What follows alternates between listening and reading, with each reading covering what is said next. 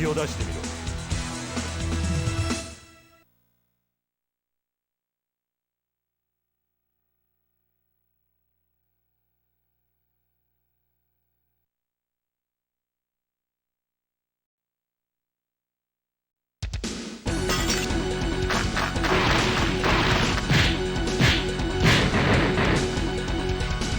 本気を出してみろ。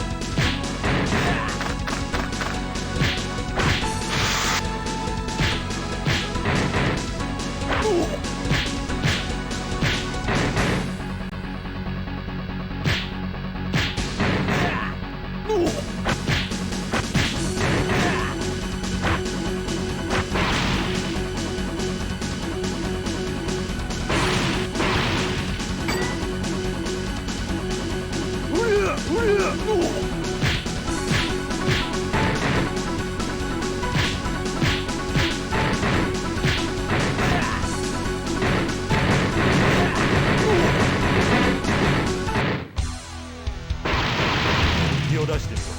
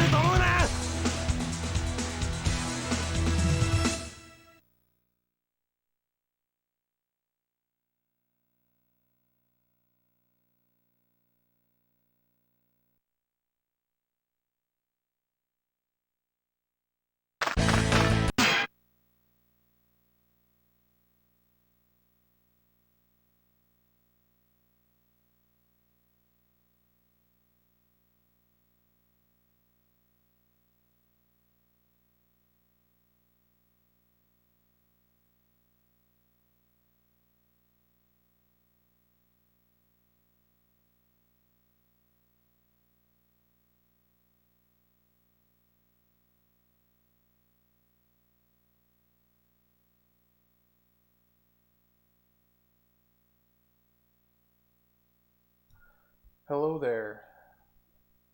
Let me add some microphone here. There we go.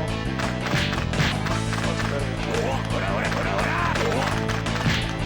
JoJo action going on here.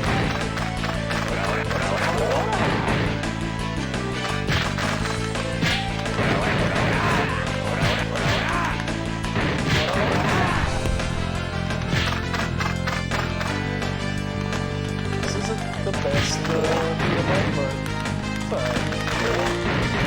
This is just the first game I'll be playing out of many, so.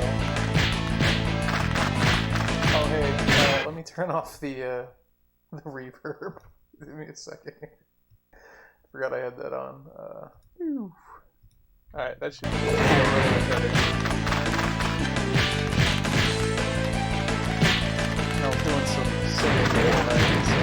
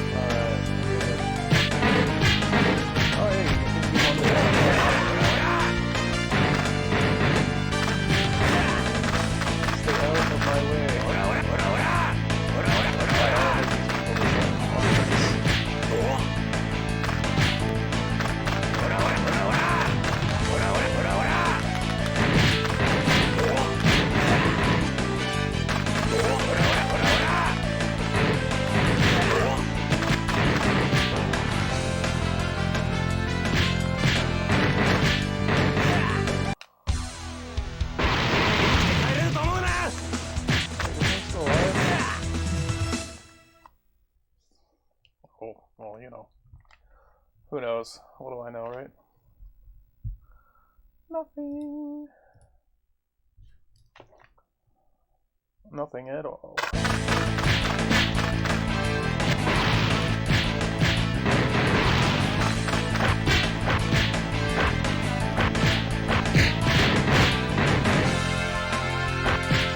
That's too hot. Hold on. I just noticed this is way too loud. Let's try that. Hey, that's better.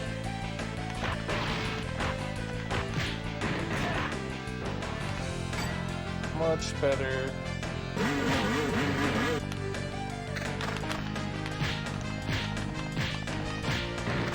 I don't want to have to like fight over the main sound.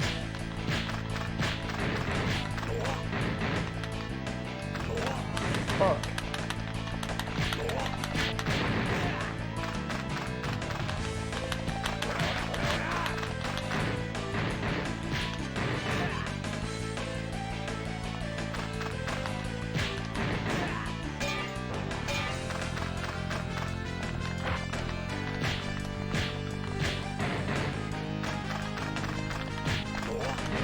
Wow. What a cool pro.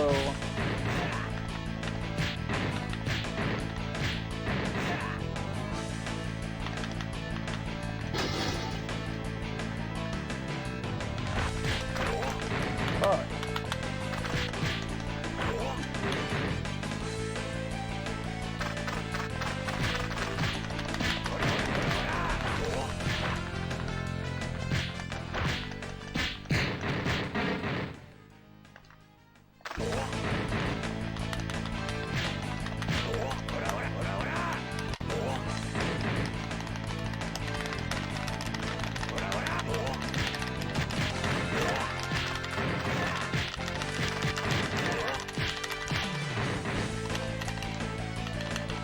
Very generic beat 'em up. I'm not gonna lie. I will tell it how it is. Would I recommend this? Probably not. Other than getting to hear the Aura Auras.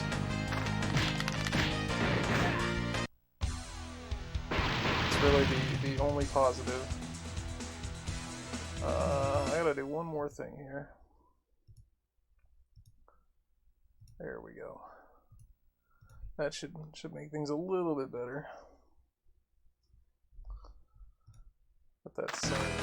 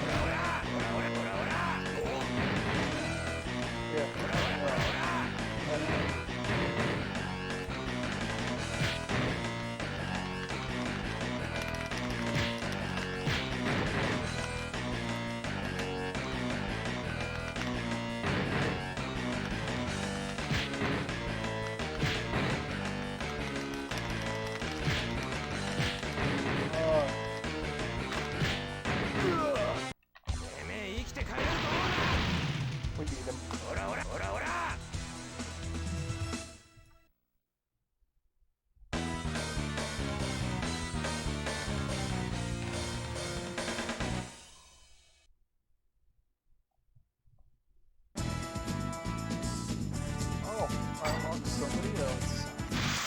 Oh wow. Look at that.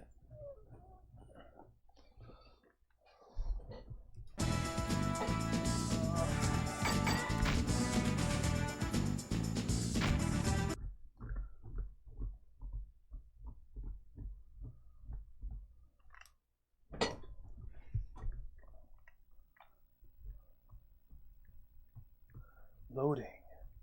I don't know if this is based on an anime or not. But a strange feeling that it is. Oh hey, that was that one guy I beat up. Wow.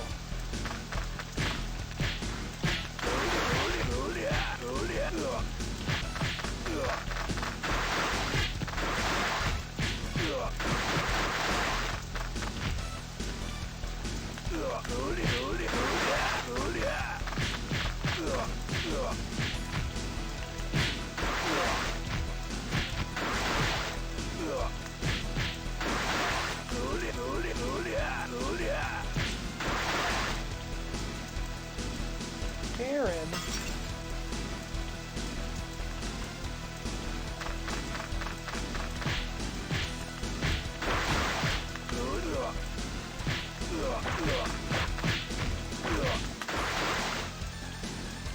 I could use someone to down right now in chat.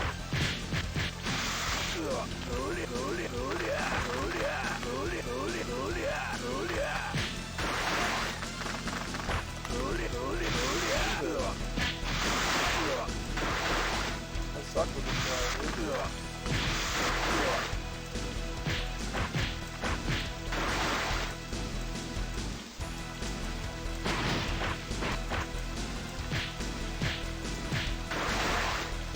Hey, soda.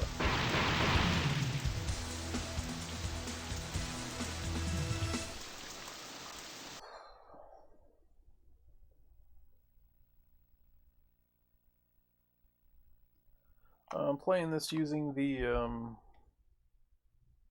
mode from Terraonion. I'm also using the Retro Link 2X plugged into the Elgato. That's what he likes, apparently. Elgato is frowned upon in the retro gaming community because of compatibility and such. I personally haven't had much problem with it. It doesn't like my PS3 PS Vita TV though, at least sound-wise. Apparently you're not supposed to stream those anyway, but I just get videos with my splitter. Even if I capture the audio correct, it gets pops and crackles.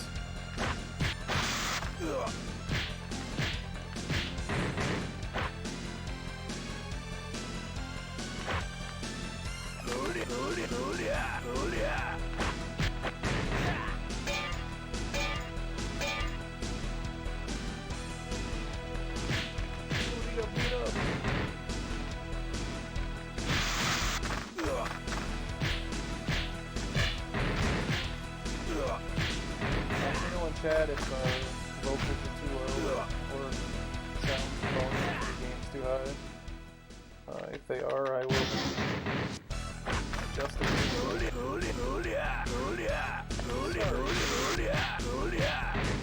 In the way. Sometimes the street sweepers want you to get swept.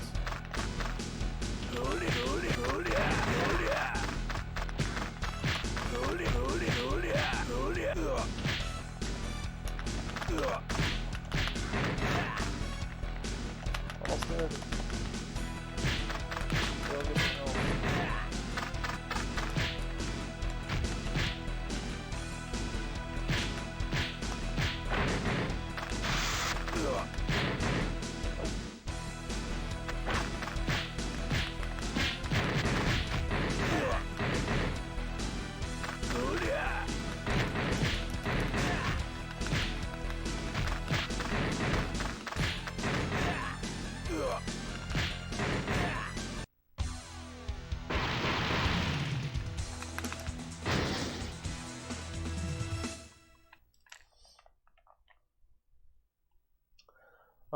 No special controller or anything like that tonight. I was playing around with a Brick Wingman earlier off stream and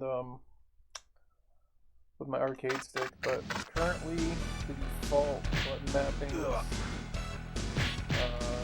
not really great for arcade sticks.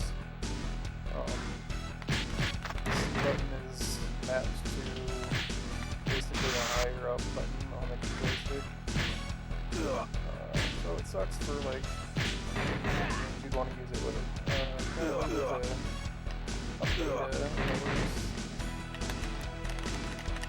Beta driver set or beta firmware to fix that. Gonna add arcade mode, which should be compatible with most layouts. I'm hoping that also will make it so that Saturn Bluetooth controller the electric it makes will also be on the right button layout, but now it's also swapped to the wrong buttons. I think that should fix it. Looks awesome, man. The main guy, he reaches out, constantly on social media to people who use their products. To let them know when they're done, things like that. It's going above and beyond. I'm no big streamer or anything like that. And he reaches out to me like as if I was somebody important. And I'm like, wow, man. Cool. This is my first product for you guys. And just want to let you know it works really well. Take the feedback really seriously. I'd like to think that some of the things that I'm involved in help support more for the next set of firmware, so, and I know I'm not the only one who's talking to them. It definitely encourages you to buy more products, that's for sure. I've been thinking about getting the universal fight stick board from them to make a custom arcade stick at some point. I have like a case for an old PS2 controller that has completely junk buttons and stick in it, but I'm thinking about getting it out because I like the form factor of it. It's gutting it out completely. Getting some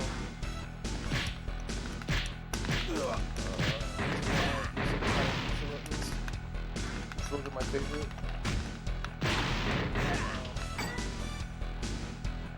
But instead of using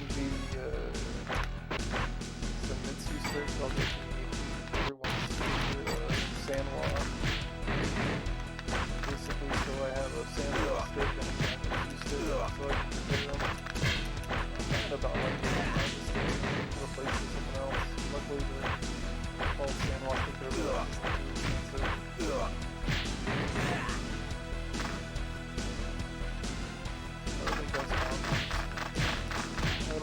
So I could turn my other stick into a dedicated 4-way stick if I wanted. At least have one set up for one way and one for the other, so they can swap. Not like I play a lot of 4-way games. There are definitely some console games that work better than 4-way running around. Like that new Pac-Man.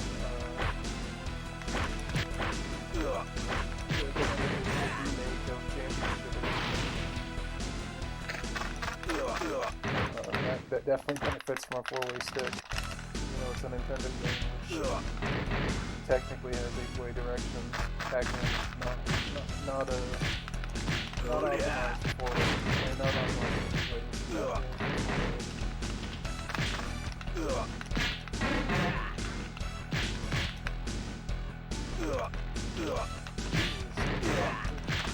This is like the worst. This is the worst beat 'em up, guys. I played some bad beat 'em ups before, but this one's pretty bad. Oh, I missed.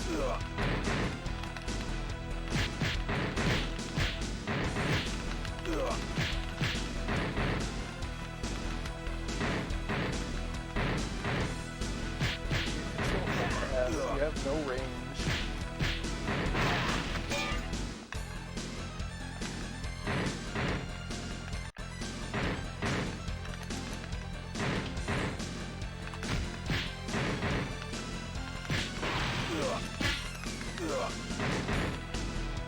So every game we're playing tonight, we're basically playing until we run out of credits, or I get bored of it.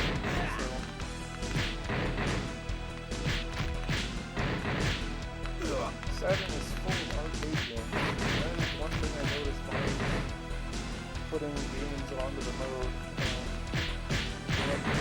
Saturn in general. There's a ton of arcade games for the Saturn.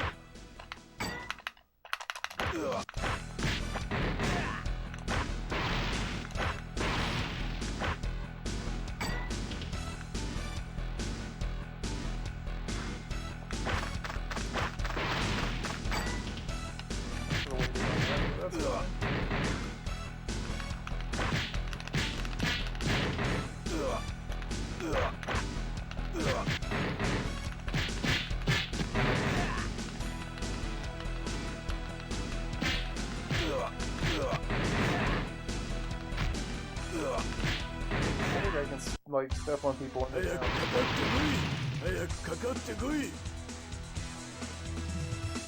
It's kind of stinky.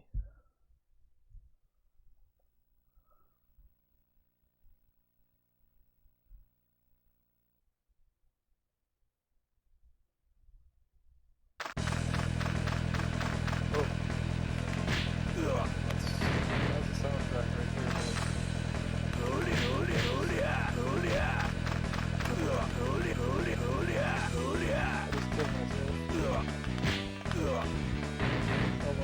That's an extra life support on credits.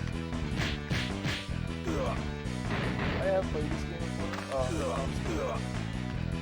Actually, I played it on the emulator when I was studying because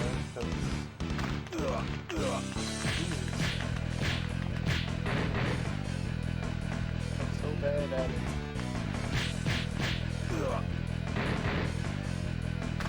I know, I got the thumbs down.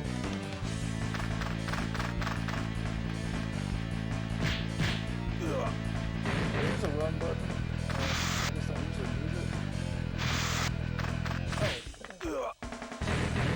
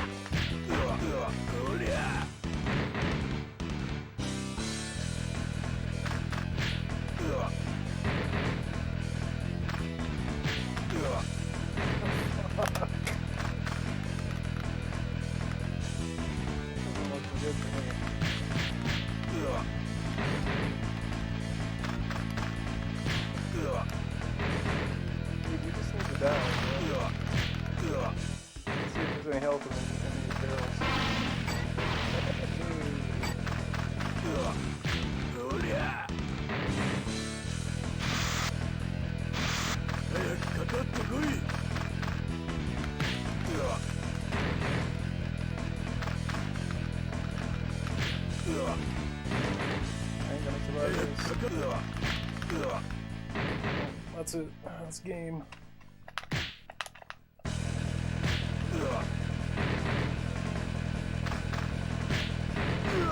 Hey, I did it.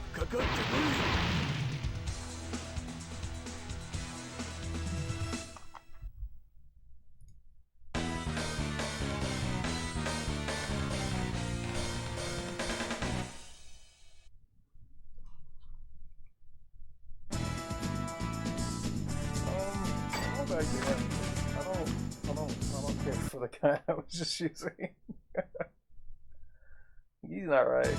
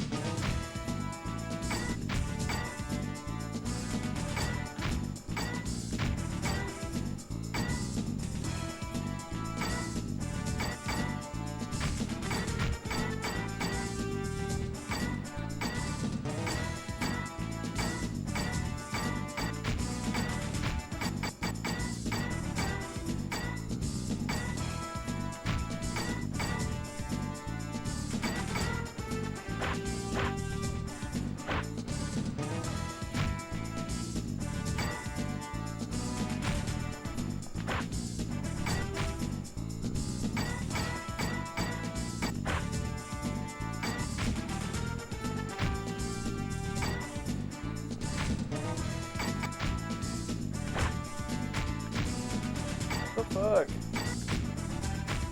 Alright, I'm trying to figure this out. Sonora or headbutt. Slide.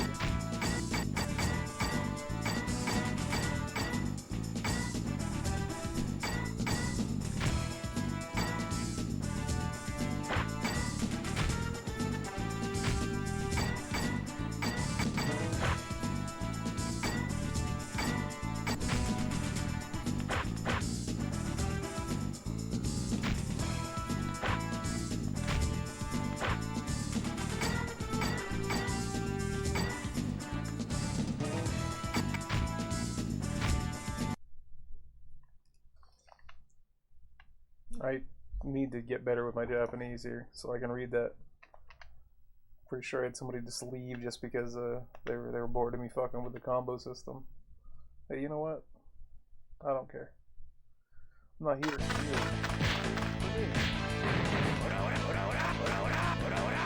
Whoa. Okay.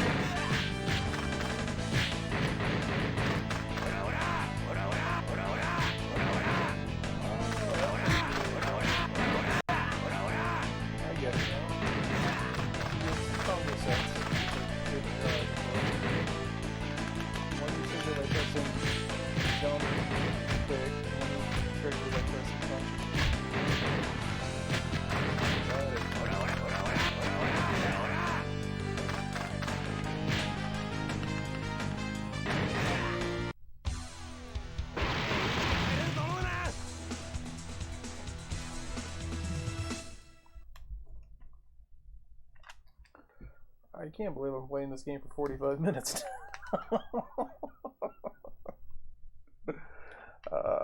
This game is barely worth an hour of my time. And here I am. Still playing it. Like a cool guy.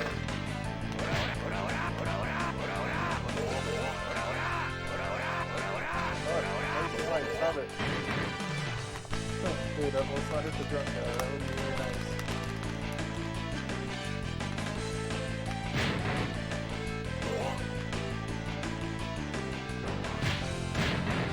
Oh, is he actually fighting me? Like, dude, I'm trying to fight you. Get the fuck out of here.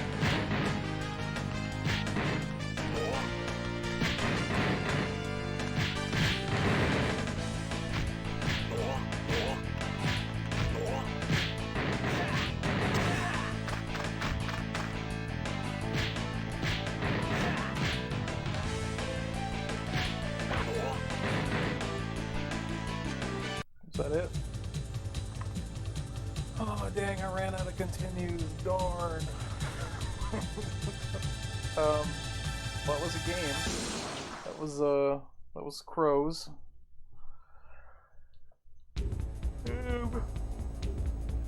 I don't know how I feel about that game. But we're gonna move on. Give me just a moment though, because I need to do a thing.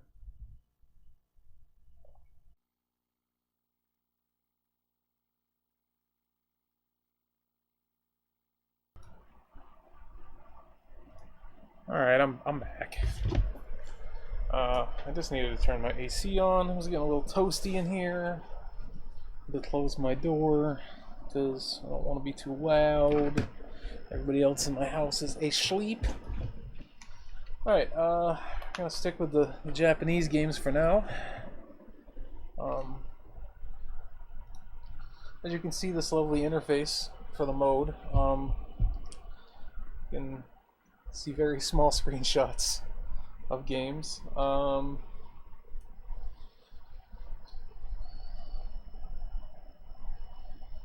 are we gonna play next, guys?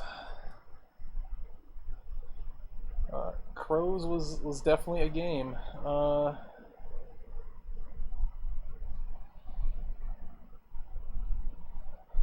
Let's see.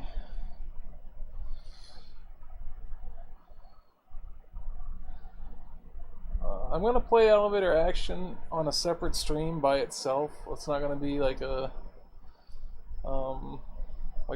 playing a bunch of different games stream.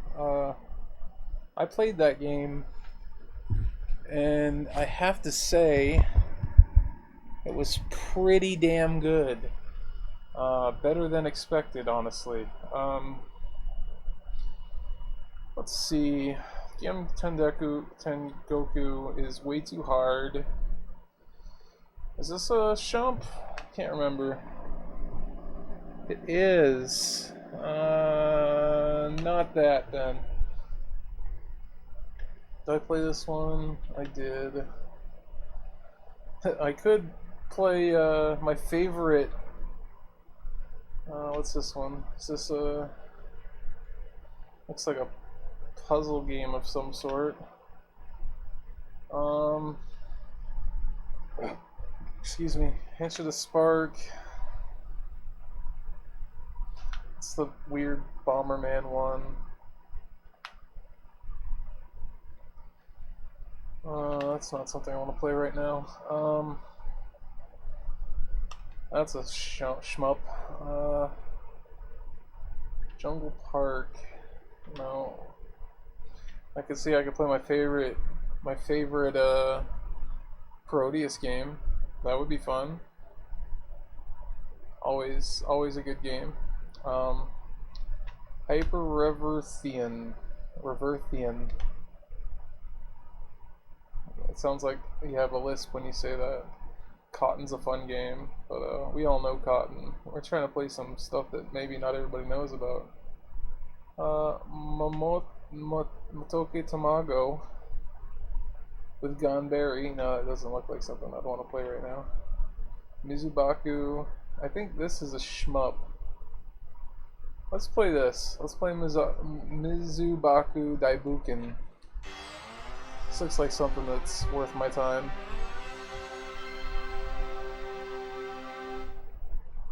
Again, if any of the volumes sound a little off, let me know if the game's coming in too loud or if the chat's not loud enough. Hard for me to tell. I had to turn my headphones down a bit because of the volume level of the game. It's coming in direct into my mixer, and my mixer doesn't have individual volume control, unfortunately. I've played this before, I'm pretty sure. I don't think it actually is a shmup. I thought for sure I was shmupping, but this is like a weird platformer / bubble bobble type game. No, I played the one where it actually is like Bubble Bobble. This is like straight up a platformer, but with Bubble Bobble mechanics. Huh. I know Bubble Bobble technically is a platformer, but this is like, you know, actual platformer like levels. Huh. Interesting. Hey, I'm always up to new things. I don't think I'll be getting that.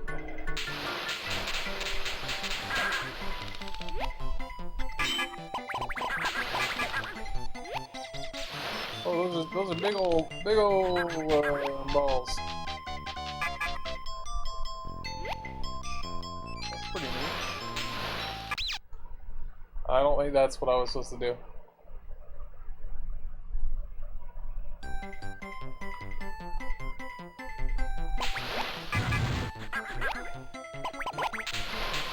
Hey! Why didn't this get a US release? This is pretty cool. I would have played the hell out of this. Sometimes it amazes me what they won't release here, at least what they didn't used to release here. Like, they're a lot more open about games that release here nowadays. But like, back in the 90s, like, they were so picky, like, about, oh, I don't think this will sell to an American audience. Like, fuck you, bro. Oh, it's quirky, bro, or it's got humor that Japanese and that American people won't understand. If the game is good, who gives a shit?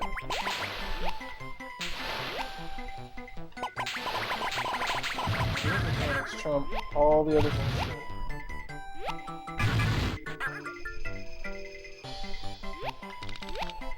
Game mechanics and game fun are key.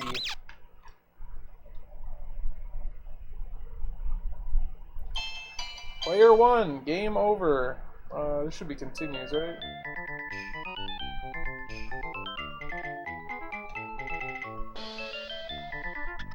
Yeah, it says Rust 5, so did I... Oh, Rust 5. Oh, yeah, there we go. Okay.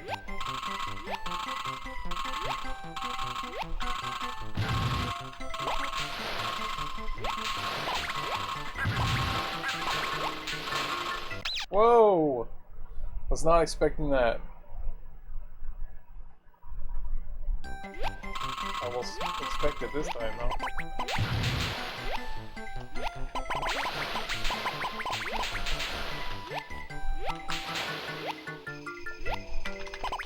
Why?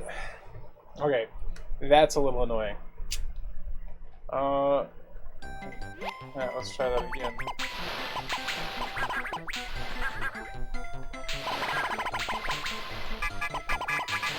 Give me them piggies. Alright. There's nowhere to, like, run, right? I'm not, like, missing a button, right? I like this guy.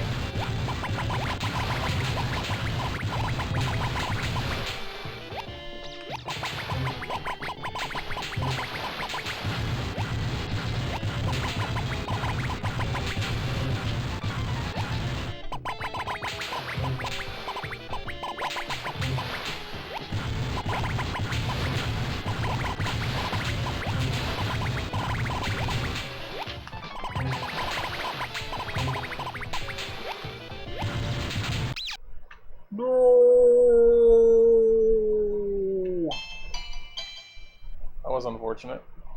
I don't think I'm gonna even get the board this time. Nope. That's fine though. Alright, let's keep going.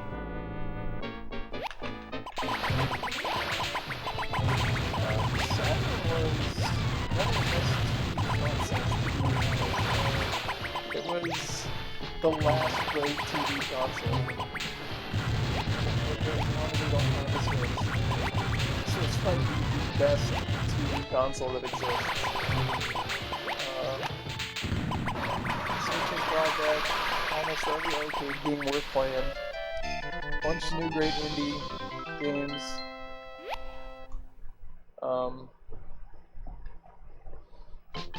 But this stream is not about the Switch.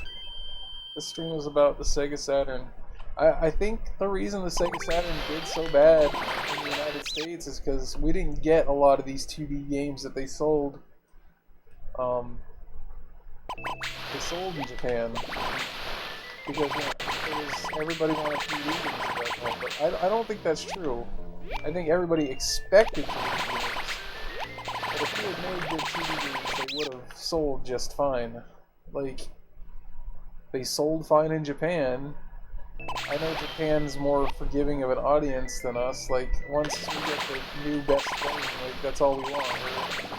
Or at least that's what people think, marketing-wise.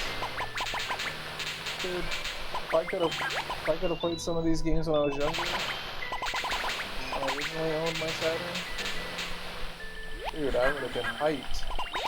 I'd like, whoa, I finally put my Super Nintendo away. Sega Genesis, which I was still playing, even after I got my Saturn. It's because those were the consoles that had the good 2D games on them still, you know? PlayStation had like none in the United States, well, very few. And same thing with the Saturn, they weren't releasing them here, you know? Honestly, the Saturn was capable of pretty much making anything that was out in the arcade except for the 3D games. Oh my god, I didn't see it. I didn't see it. I didn't see it. This isn't a Retrovision stream, technically. This is its own thing.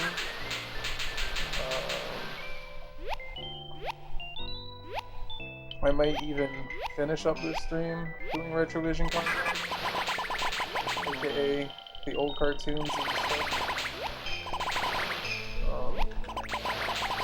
We're doing the game portion first, because I didn't do one last week for Retrovision. I just showed old cartoons. So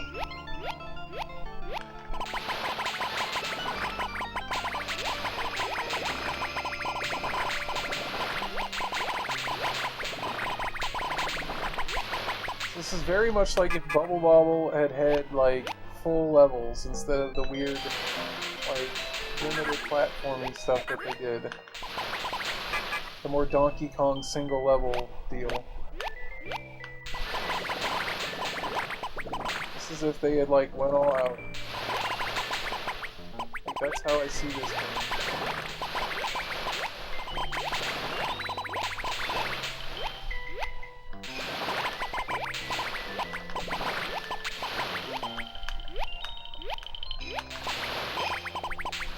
I got him.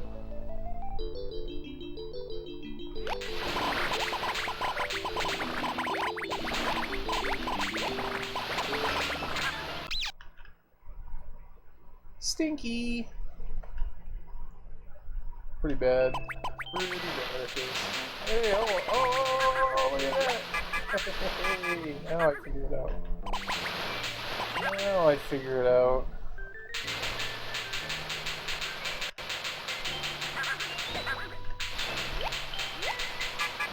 Hey, it's the girlfriends. At least I think that's what she is. That's what I would assume. Maybe I shouldn't assume, maybe we're just good friends.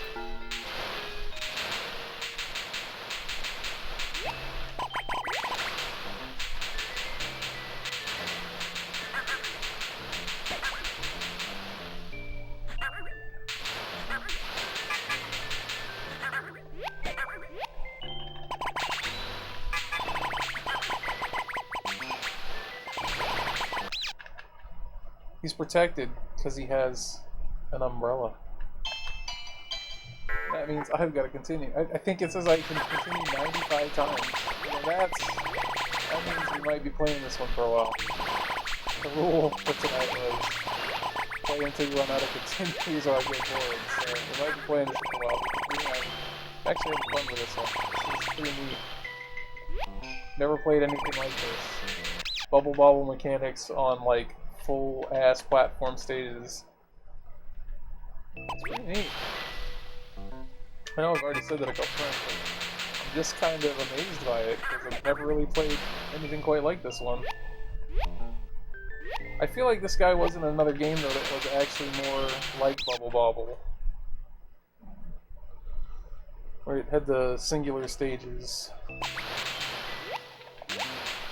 the scroll, not the scanning stages. Oh my gosh, I suck so bad. I'm trying to rush, that's why.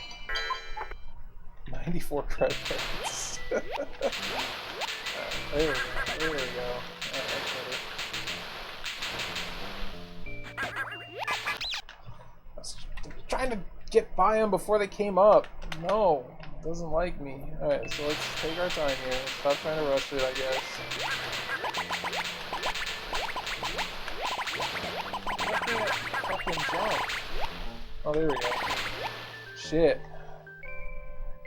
I don't know if that's a secret or... Oh, see, now this... Here we go. Now we're in the Bubble Bobble territory here.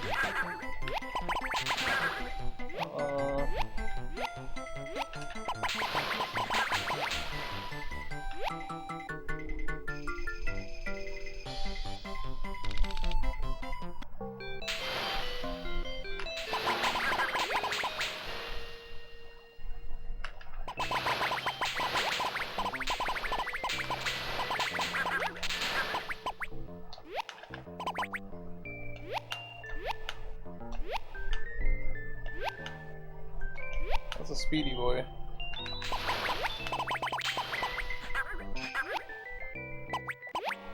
Oh, must be a boss.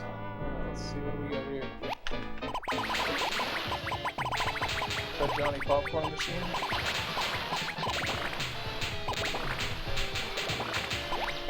Shooting sponges at me?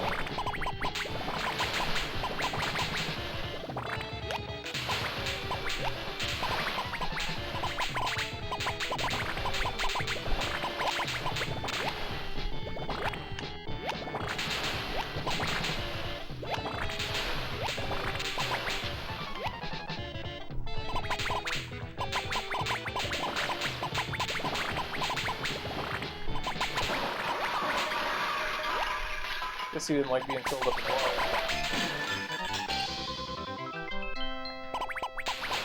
Let's go this way this time. Let's switch it up.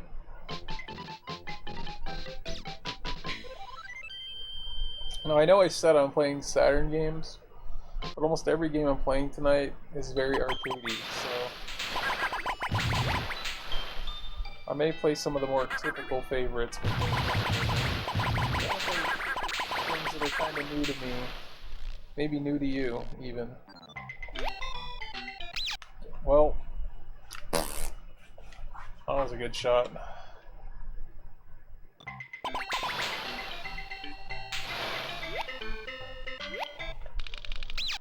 I don't know how this one's gonna work. I mean, I see it, but I don't see it, you know what I mean? Alright, phew.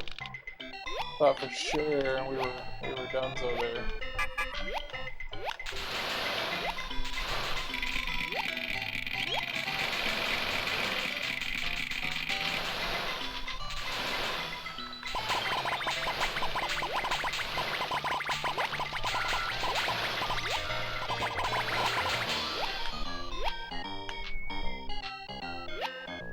Let's go on a little mini stage. So I like that it has callbacks to the actual game, I think. Almost positive I played the original. I don't know what it's called.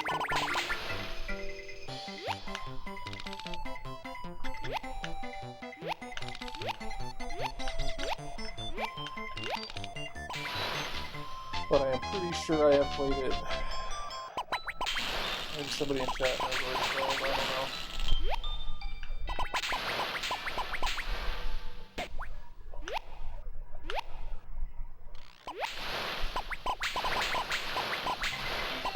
I dropped down.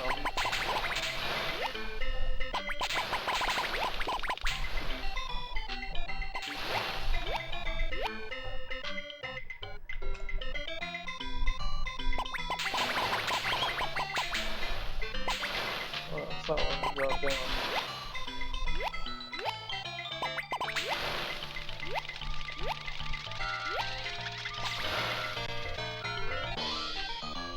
Oh. Oh, okay.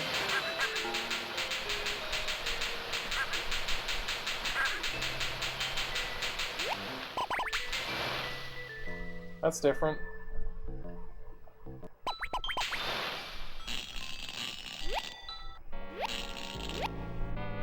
Do I cheat my way to the boss?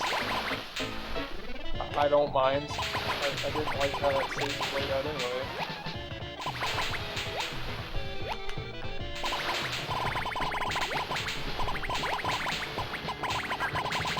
What's up, little friends? Whoa! Whoa! Some skill frame shit?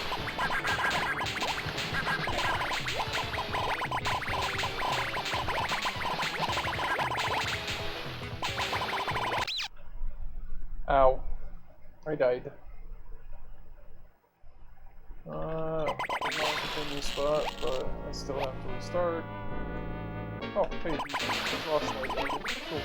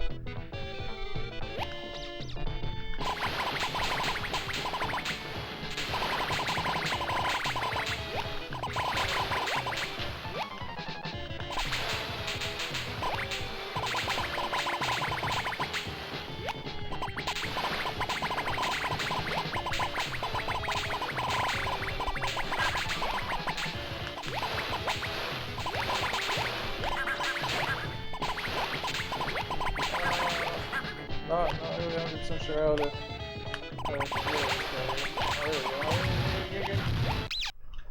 Oh, I didn't see the fire. Oh, that's a continue. Oh, no. Okay.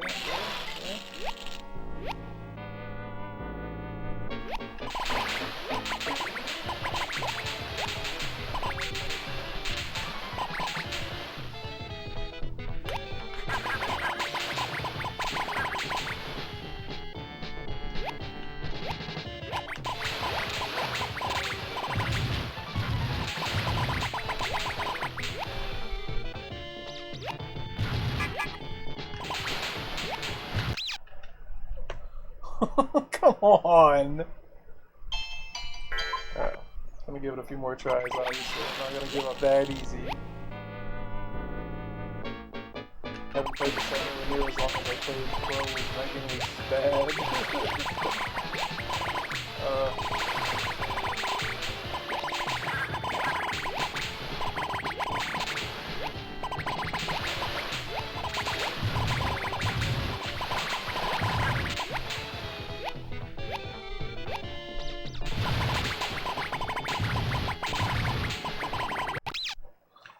I didn't see the fire again. God damn it.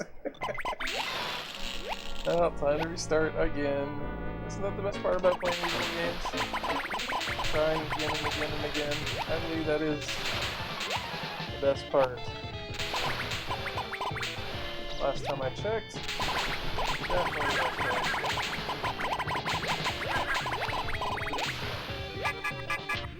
Whoa, whoa, whoa.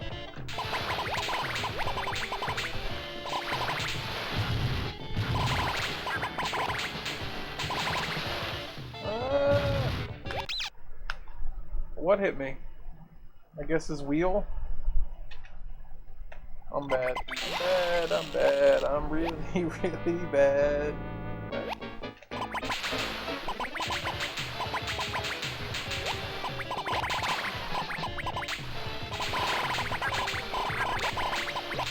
Let's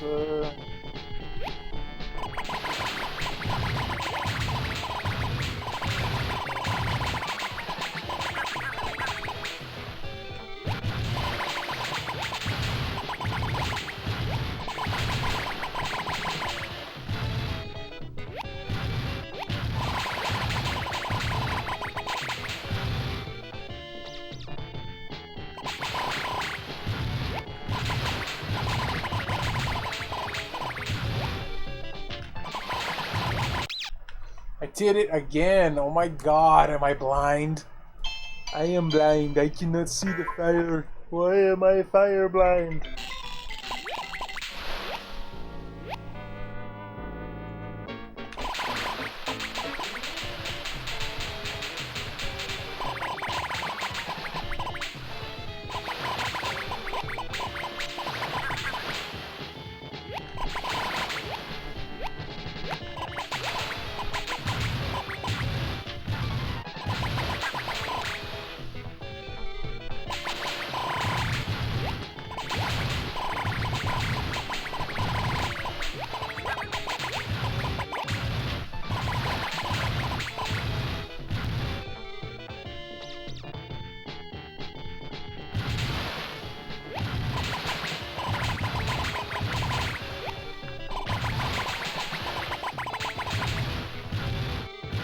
Gonna wait, because there's no real reason to not wait, just because of the fire battery. I don't know.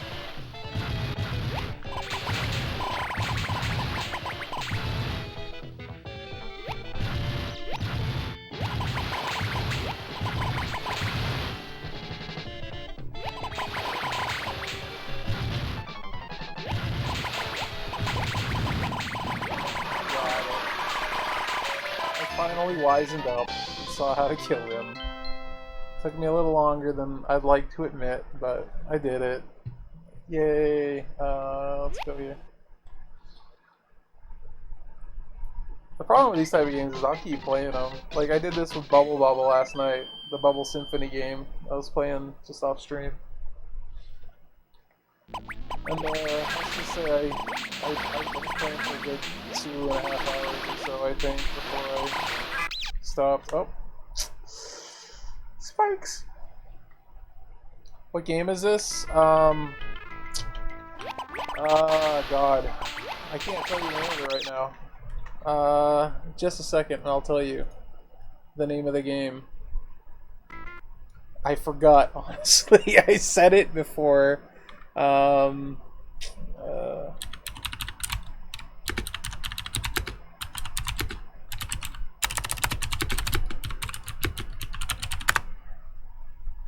It is...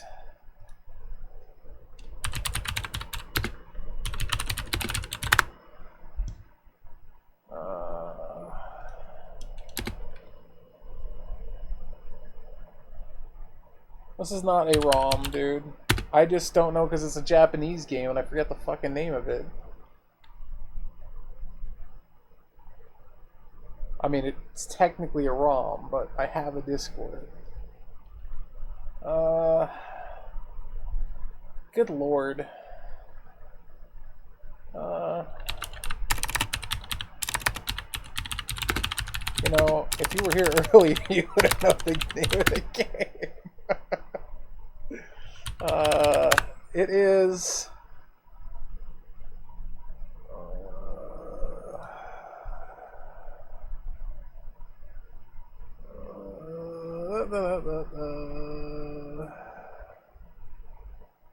It is... It is banned and unable to be told because I'm that bad of a gamer and I can't even tell you the name of the game I'm playing.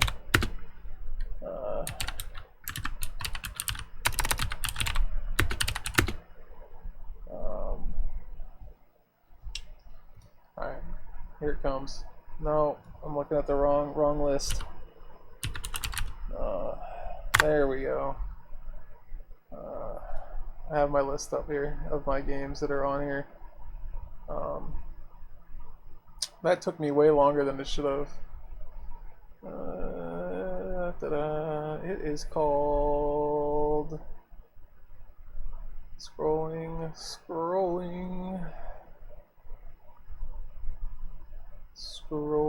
through the list. I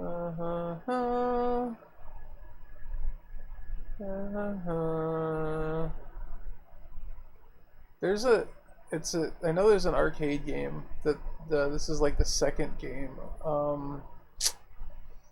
Blah.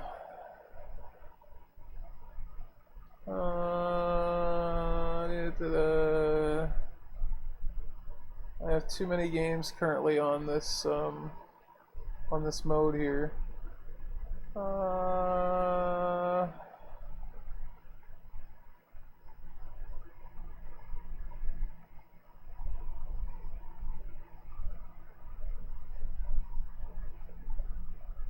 Wow, I'm almost there.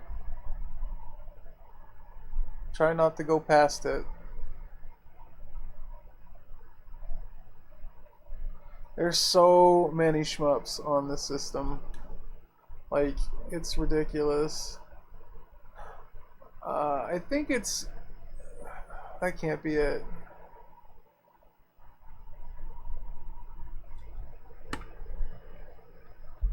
I want to say it's...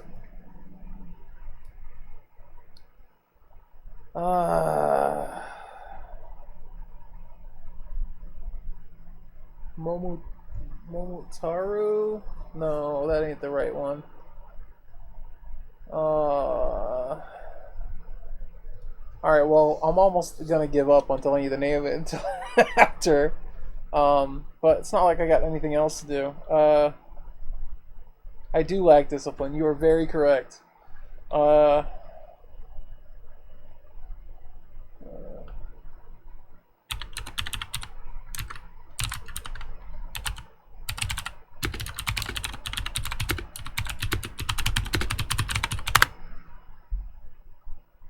Okay, so the original game is called Liquid Kids, but that's not this. This is Liquid Kids.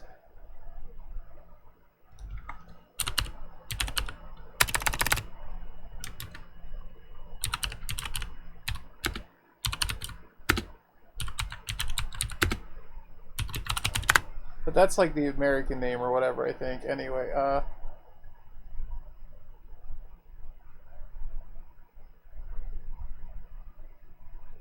aha. I found it. Okay, I guess it's technically called Liquid Kids, but like there's the Japanese name for it is not that.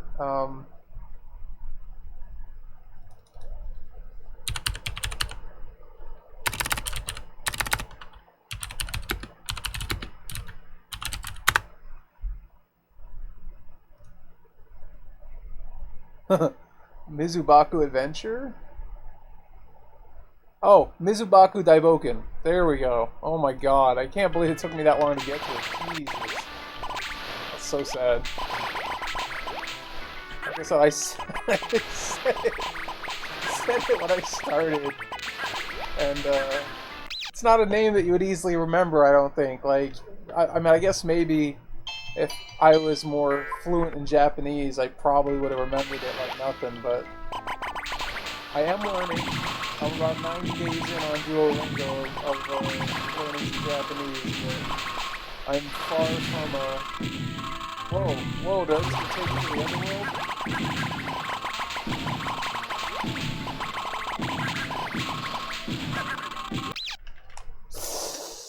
Really bad. Bad. This is really neat though. Like, I've been having fun with it because it's like very bubble, but whoa, these guys don't die. That's my problem here. I'm thinking that they're gonna die like normal enemies. And they're like, nah, we're just gonna hang around a while.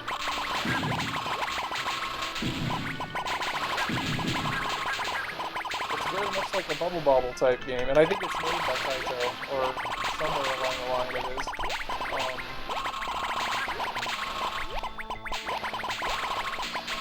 So that's saying I need to go back. I got Orko up there. Saturn, you know, I really, like I was talking about it earlier, I don't know if you were here or not, but the Saturn, if they had actually released a lot more of the 2D games that came out in Japan, here in the United States, I think the system would have done better. But there was this impression at the time, at least from a marketing standpoint, that the 2D was done. You know, nobody wanted 2D games. So we got all these half-assed 2D games on the Saturn here in the United States. You know, it's just sad. Fuck. This shit's getting hard. I just may be a really bad gamer. Definitely seems like the difficulty level stepped up a little bit. Because, like, I'm trying to think of, like, an easy way to get through this little spot here. It doesn't... They know it's hard, man. They give you 100 credits. 100 credits to get through this game. Most games give you, like, 3 credits, 4 credits, shit, 5, if you're real lucky. This one gives you 100. Alright, I figured it out, but I need to not go under there. It probably is. I definitely didn't care for the PlayStation version, and I've never actually gotten a chance to play the Saturn version of it. I mean, I like the game, but from what I had seen of like videos of people playing the Saturn version, it seems like the Saturn version definitely is. I have a friend who owns it. They changed the gameplay. Makes sense. Because I have played the PlayStation version, and compared to what I saw on video, it seemed like it wasn't as good. Like, is this the same game? No, it's technically not the same game. What did I didn't see the clam! Treasure made some amazing games anyway, like, I'm not a Nuclear fan. I will say that right now. But their other games are all really, really good.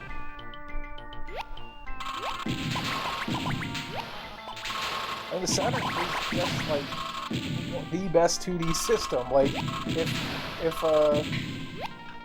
would just have been marketed as such here in the United States, man, and they actually released some of those good games, like, we would have had it would have done super well. Like, play to its strengths, not try to compete specifically with the PlayStation. Like, you know, if the developers had known what they were doing 3D-wise, it would have easily competed with the PlayStation, but Saturn was notoriously difficult to program for. Even though technically the power is there, the development kit sucks, and there are some RAM limitations, I've heard, so that do cause it to be a little less... I mean, that's why they had to have the RAM expansion card and all that.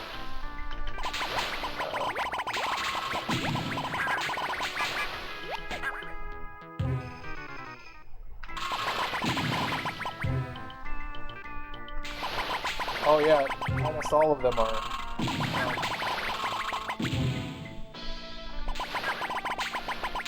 Comment that I have some, just because, you know, this is going on YouTube later.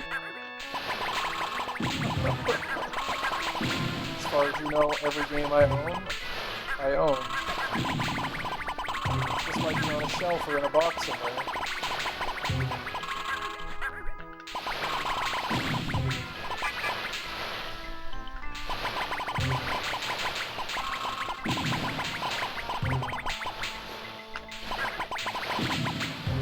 But how I'm technically able to play imports now is thanks to the mode by Terraonion. I could just just make backups of them and put them all on a SD card.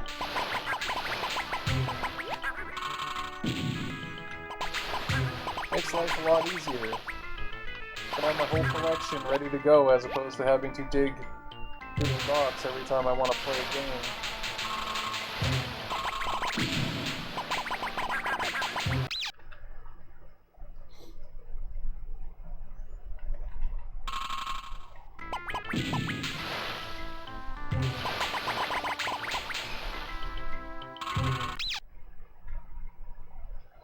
Yeah, you're talking about like Naughty Dog games?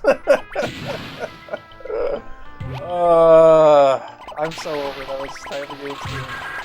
I ended up buying a PS4 really late cycle, mostly to play RPGs and some other stuff that came out. Mostly RPGs, I'm not even gonna lie. It was almost all for RPGs.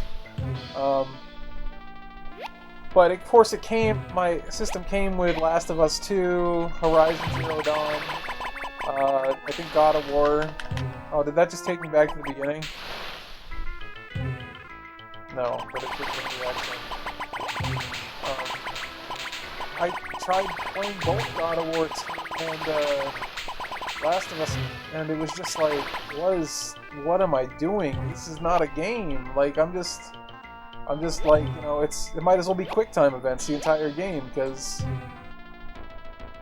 Yeah, I've heard good things about that. I have yet to play it, but I've heard good things. Oh my god, I don't like this guy. He needs to stop bringing me down to the underworld. He's like, come on down to the underground. He's like, it's Sans. Stop, Sans, please. He's like, do it. Alright. I'm gonna do this right this time. Apparently, no matter what I do, this guy's gonna be there to grab me. Ah, it's only if you use the... I got it now. It's only if you use the trampoline, or the spring jump.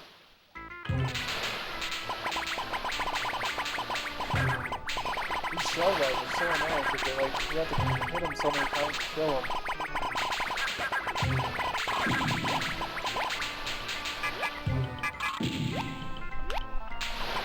Leave me alone. No! Leave me alone! Sans! That guy is forever Sans now. I don't care what he really is. He's Sans.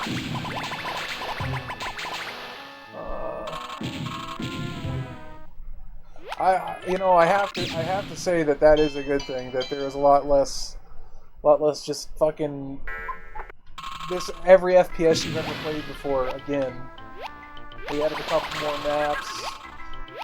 It's a new game, guys. But when it comes to newer consoles, I mostly only play like the RPGs and honestly like indie games or retro style games on them. That's why I love the Switch, man.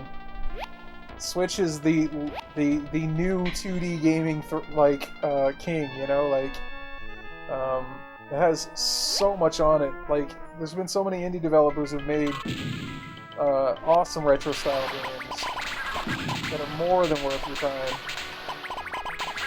And they all run on the Switch just fine, because they don't need crazy power, you know?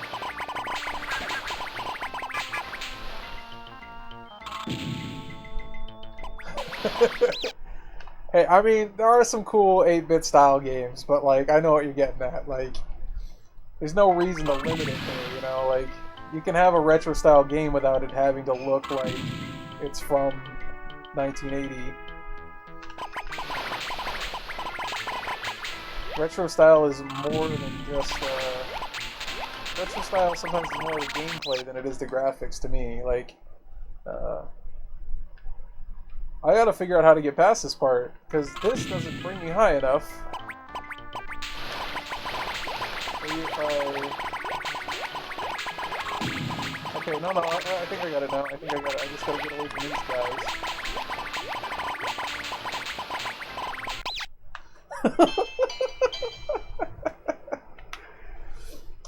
Yeah, some games are timeless, and that's why most of what I play is retro, because older consoles. Because there's a lot of timeless games on the system. that you're not gonna get anywhere else. I don't think this jumps high enough. Oh, there it is. You gotta time it. It's one of those. All right, I see it now. So there it is.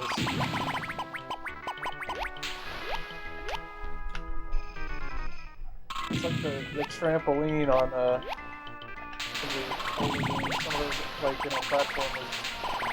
Or like, fuck. Glad they give you so many credits, man. Like, they knew it. They knew it was up. Oh, and I keep over jumping. Alright, we did it. We did it. We did it. And then no.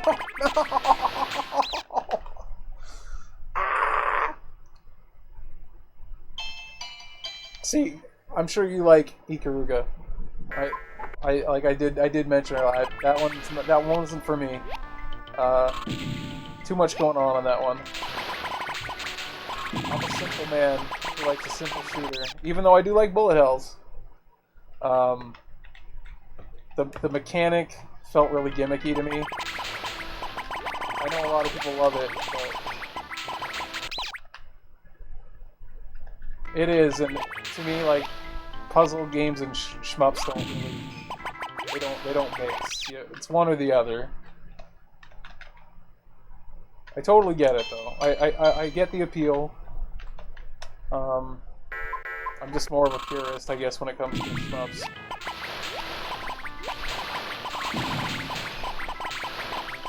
I know what I have to do here. I have to get over to this. So now I have to get over here. I figured it out. Took me long enough. Good lord. Oh yeah. Those are good ones. Am I good at them? No, but I love playing them anyway. I'm a huge cave fan. I'm excited because I have a Mister and Mr. FPGA device, and there's a FPGA developer right now who's almost done with the cave core for it. So we're about to have some FPGA versions of the arcade hardware for core games. Of course, I have Donpachi and Donpachi on here if I need to play it. I doubt I'll be playing those tonight, but good stuff, man. Good stuff. I didn't think I was going to get to the boss in this level, man. The difficulty definitely ramped.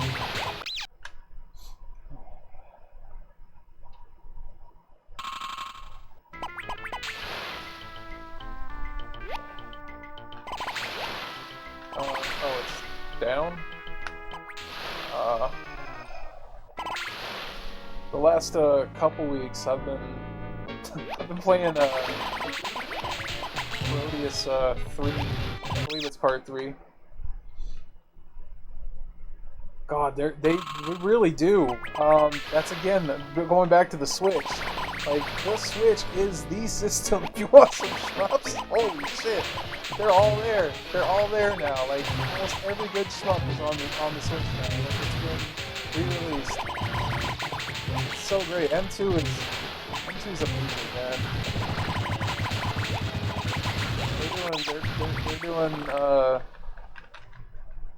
They're doing God's work to keep to keep the video games alive on newer consoles, specifically the best console right now for that kind of shit, Switch. Because, like, what's better than portable versions of every favorite arcade game you want to play, man? Not much. Plus then, yeah, I heard about that. It's gonna be awesome. I've actually never played Truxton 2. I played the hell out of Truxton now. So, I definitely will be giving that a shot once that comes out. I gotta figure out this guy's pattern before I keep screwing up here. Probably be a little bit easier if I had the chat. I need to turn on my iPad instead of having to turn to the side. That's what I'm doing at the moment. Oh, why would I walk right into him? Zero Wing's a good one. That I've definitely played. Oh my goodness. But yeah, no, my current shmup that I'm trying to shmup, I'm trying to master is Proteus 3. I don't like this guy's pattern here at all. Like, it's hard to get away from him. Like, I don't. This may be the switch.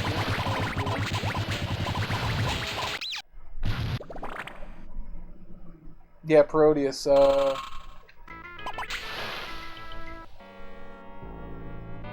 I definitely don't think I should, but technically it's what? It's like PG-13, right?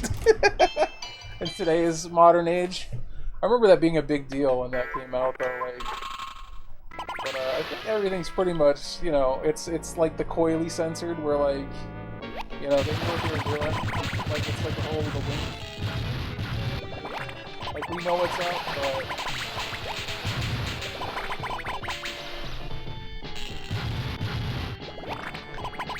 But yeah, Proteus 3 is the one that I've been playing. That's the. I think that's the one. I think that's the one that. I don't know if it came out before or after Sexy Proteus. Yeah, they definitely did. Have you played Harmful Park? I know that's a PlayStation game. It's sacrilege to be talking about it right now. I have to say that is a pretty fun shooter. Very silly. Yeah. It's not as good as the Proteus games. I'm going to tell you straight up, but it's up there in terms of the, you know, the silly shmup.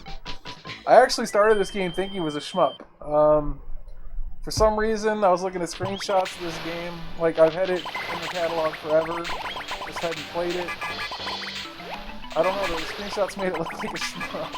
But I'm actually kind of glad I started playing it on accident, because I'm really enjoying this game. I'm not great at it, but I love the idea of like a bubble bobble type mechanic game, but like a full-on platformer as opposed to just like the platformer light, if you will, where it's like all the ooh, cotton. Ooh. Like a straight on reboot, like a brand new cotton game. Now that's what I'm talking about. Love the cotton games. The only one I wasn't a huge fan of is the Dreamcast one, and even that one, like, even though it's not the typical cotton game, it's you know, it's fun in its own right. It's just not a, you know, it's 3D. That forced perspective bullshit 3D, and like, it's more like what's the one game? Space Harrier, like that type of view, but it's action 3D. Oh, okay. So like remastered then, not a reboot. I'm down with that too, though. They've done, and again, anything that M2's doing lately has been amazing. Like they're on top of it. You can tell they definitely love these games and are putting love into their remasters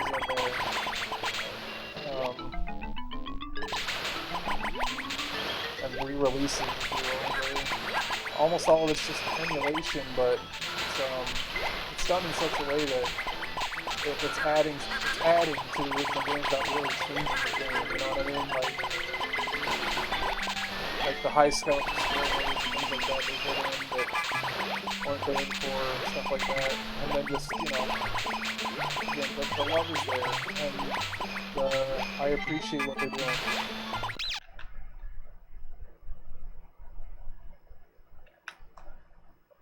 Alright. Super glad that this has as many continues as it does. I would be very, very done by now. How come I can't get that big apple away from here? Alright, there we go. I'm starting to get frustrated.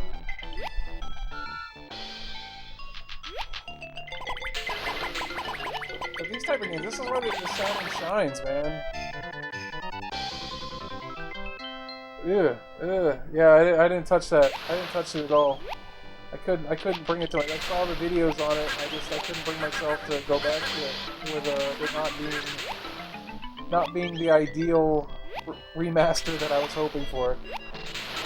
You either leave it as is, give options to do filtering, or do a full-on remaster. Like, one or the other. Like, if you're gonna add filters to graphics, put an option to turn it off. You better do that, because what's the point? Like, there's gonna be people who want it the way it was. They must have thought people wanted it. It's just like, you know, I remember when well, shit, every once in a while when I fire up a PS3 and play, like, PS2 and PS1 games, like, for some reason, they think that everybody wants the stupid fucking smoothing filter on, because it's on by default. And a lot of games look like ass with a smoothing filter. Like, I'm just like, no, can I play the game the way it was meant to, with my crispy ass pixels, please? Thank you. I don't want this trash. So I have to, like, go in there, turn that shit off. I understand what it's for. If you're playing, like, old 3D games, sure. Like, some of them do look better with a smoothing filter on, but not all of them. Like, some of them actually look a lot better with it off. So, and if you're gonna do a smoothing filter, make sure it's actually like a good smoothing filter. Like, use like a nearest neighbor or a bilinear, like, and actually test it out and make sure people are responsive to it. Like, play test your games a little bit too, you know? Can they not? Is that not anything anymore? This game is definitely a test of patience, but that's most of the games I play on stream, to be honest. Again, why do you think they give you 100 credits? They knew what's up. You know, they could have been assholes and give you like 3 or 4 credits and been like, you know, just get through it. You got this. You'll get better. Even though you're gonna die every time on stage 4, and then you're gonna run out of credits and you're gonna rage. No, they knew what was up. They're like, this is a challenging game. Thank you, Taito, for giving me a right amount of credits.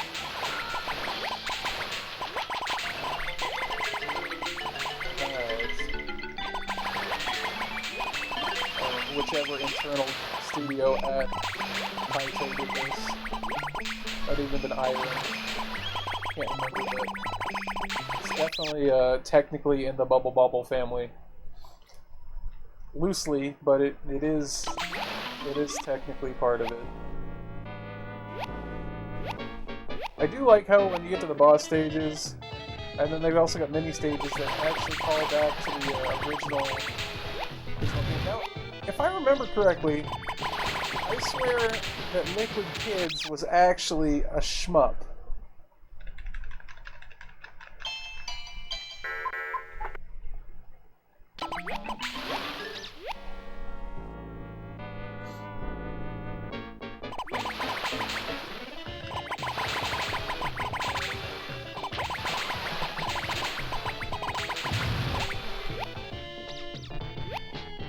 Alright, I'm already figuring out this plan. It's not even too bad.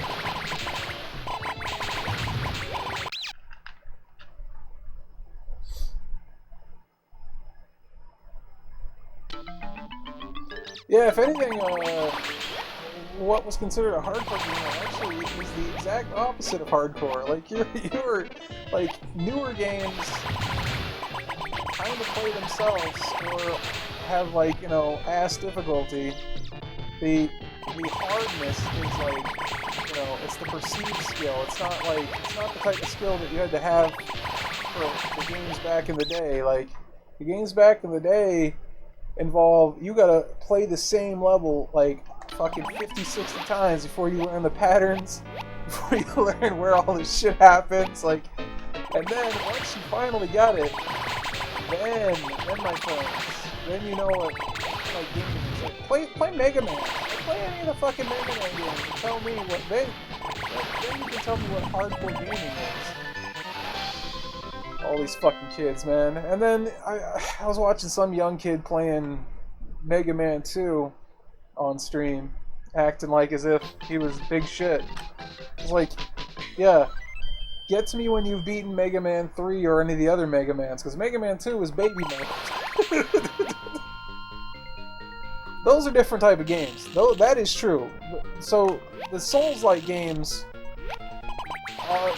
brought back some of that old school butcherous type gameplay, just in a different way. You know, it's a memorization, just not of levels, or it's basically the boss pattern shit that we used to have to do back in the day too, like, but in a 3D environment as opposed to a 2D environment.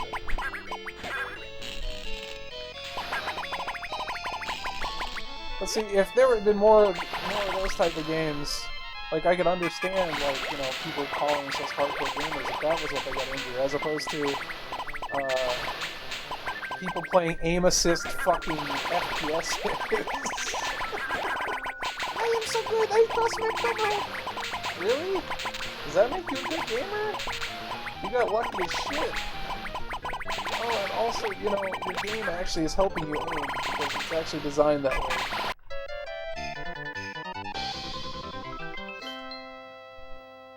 No, I'm all about these type of games that reward you by playing them over and over again until you actually understand the patterns,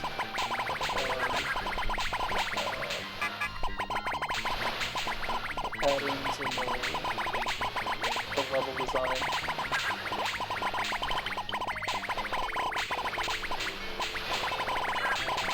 Again, I suck at most of them, but I don't usually give up unless the game itself is just infuriating, and then I'll come back to it. Oh, I love the way Mega Man 8 looks. Mega Man 8 is like playing a cartoon. And so many people like... I was kind of disappointed when Mega Man 9 and 10 came out. You know, they're like, oh, let's make it look like Nintendo again. Like,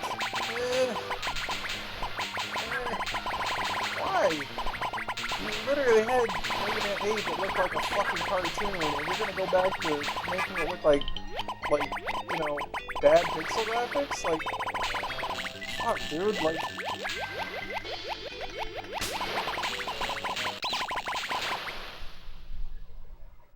I didn't beat Mega Man 8. I'll tell you that right now. I have definitely not. I've actually beaten very few Mega Man games, but I am the first to admit that they take another level of patience and skill to play.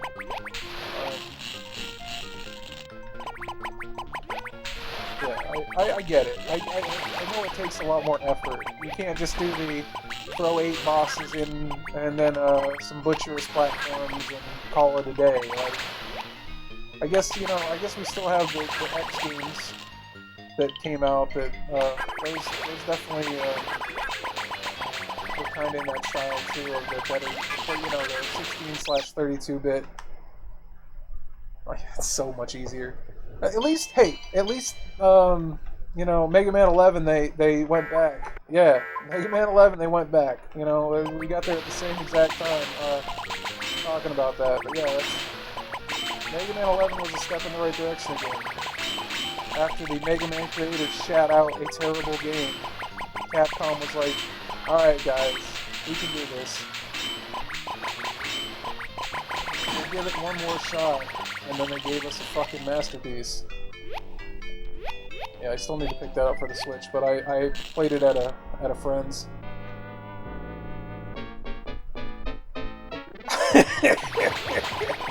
He tried. He let time constraints get the better of him. Instead of just waiting, making a better game, he just fucking said, fuck it, we're gonna do time constraints and we're gonna end up shitting out a crappy 3D wannabe Mega Man game. What is cool though, there was that other game that I think Way Forward made,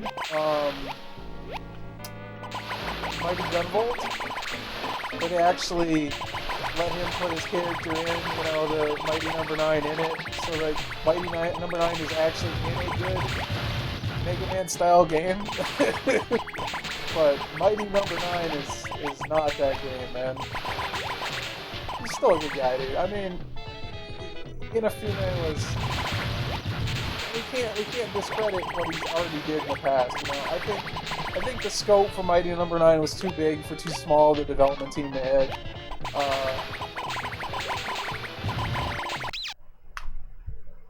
Oh no, you're right. It is Inti Creates. You're correct. You are very, very right on that. I just Way Forward's the one who does Shantae and shit like that, right?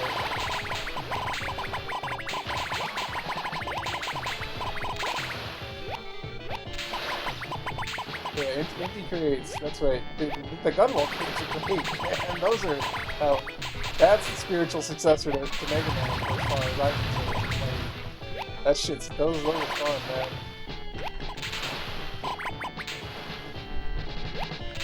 They built upon what works in the Mega Man games. They didn't just make it a cookie cutter, like, here's the boss. Huh. I'll have to check that one out. Love and Destroy, huh? I will look out for it. And if I can't actually get a copy of it, I'll take to other means to be able to play it, if you will. But I'll find a way to play it.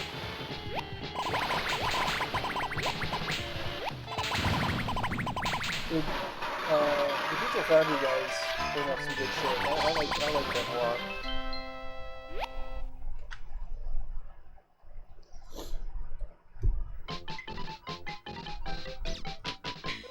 Thanks for following, by the way. I know you technically have to follow to chat, but Bulk Slash I have in my collection. It's one I haven't yet to actually give any fair time to, but I got it, picked it up because of how good I heard about it is. So that one I will be able to play here at some point. I don't know what I'm waiting for. I was afraid I was going to get crushed. Oh, I got crushed anyway. This level looks like CD2. Oh my goodness. This one might test my patience. This one might push me to the edge. I don't like. Oh, and look, there's even little like demon looking. That's good. I don't like this one. I don't like this level.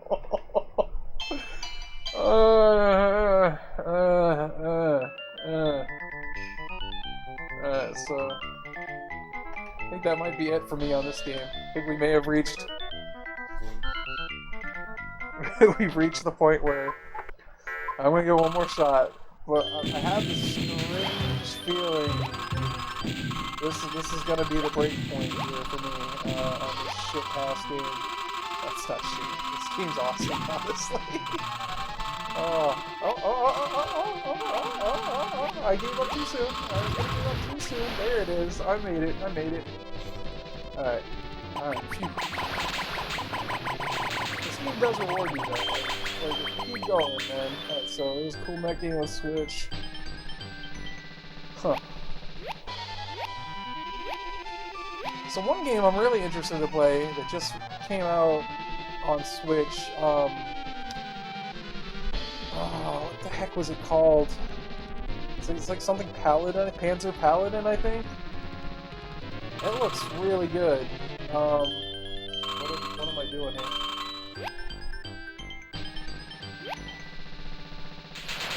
Another retro stuff. Yeah, I've heard good things too. It's on my wish list.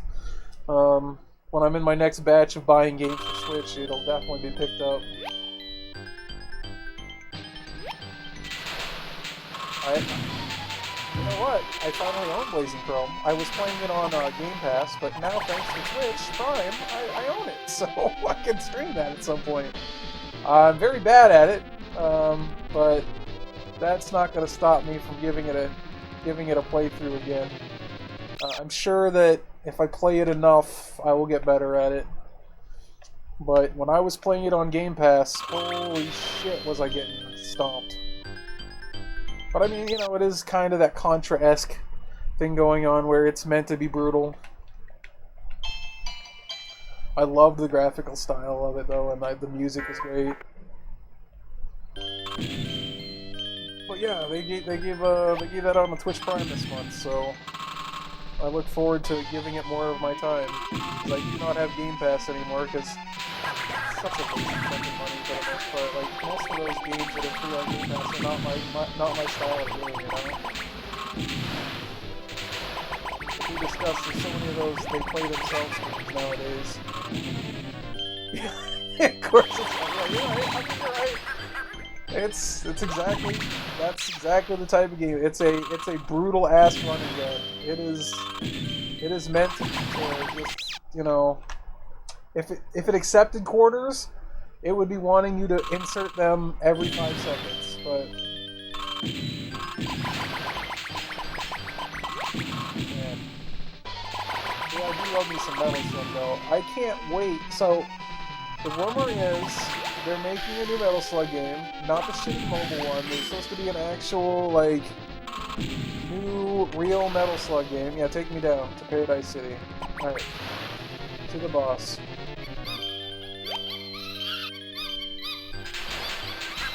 I think it depends on which Metal Slug. I forget which one. There's one of them I actually can get a ways through without dying. The first two, not so much. One of my favorite Metal Slug games is surprisingly the Game Boy Advance one. That's good up until like the last level where it gets ridiculously hard. But that one's actually got a somewhat balanced difficulty level, so you're able to play through a lot of it. Plus I think you get a life bar in that one if I remember correctly.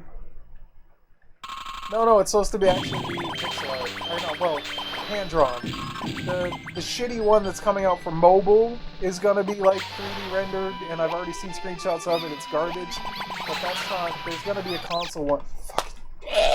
There's gonna be a console one coming out apparently that's not gonna be 3D. At least that's the rumor. There's supposedly 2 Metal Slug games in the works. One for mobile that nobody's gonna play, because it looks like garbage. And then one for consoles that's supposed to be, again, more traditional. Oh my god, what is this boss? Is it even a boss? Is this just like a trap? I'll be pissed too. I mean, easiest way to vote with that shit is your money, you know? If you see early screenshots of it, or even when it comes out, and it just already looks like dog water, then we don't play it, you know? We skip it. Fuck! What is this? Alright, I see it. I definitely see the pattern. Like, I don't like it. I really don't like it. This game is very much trying my patience. Shit, I'm still playing it. Here I am. An hour and probably 15 minutes later, still playing it. I thought this was going to be one where I played for like 15-20 minutes and just be, I'm good. Alright, now he needs to take me down, because that's where I need to go, right? I'm pretty sure. Maybe I'm not supposed to go down here. It seems like I'm supposed to, though. Why do they make monkey noises? Those do not look like monkeys. I'm going to try going over. I don't think there's another way to go, though, right? Like... Yeah, there isn't. That's just a joke. Haha, yeah, you go over. Haha. I definitely need to go in there.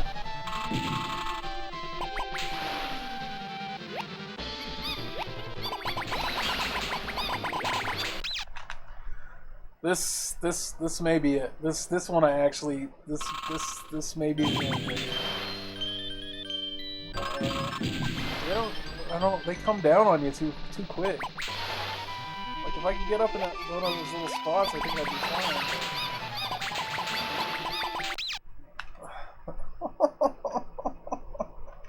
Alright, so... kind of seeing how they disperse now, which isn't still making it that much easier.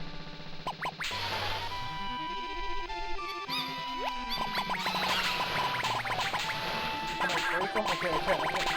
But it doesn't matter, because I suck.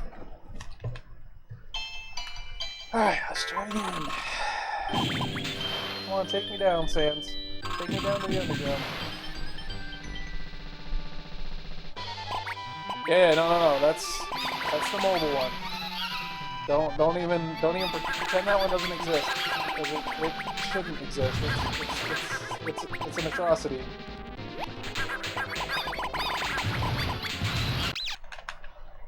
I guess. All right, hitbox. I see where I see what happened. Okay. I was like, how did it even hit me? I was out of the hitbox. I saw it. I was in the hitbox. I got fucked. You know what? One of the best parts about the Saturn is the damn controller. You know, the more games I've been playing on the Saturn, because I've been, you know, thanks to the mode, I've been using my Saturn more the last few days. Because I don't have to keep fucking pulling games off the shelf or out of storage to play.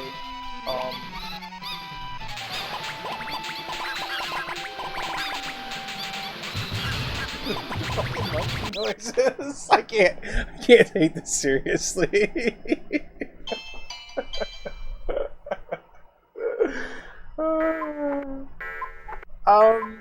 That's a good question. I literally have no idea how because I noticed that too. There's a shit ton of likes.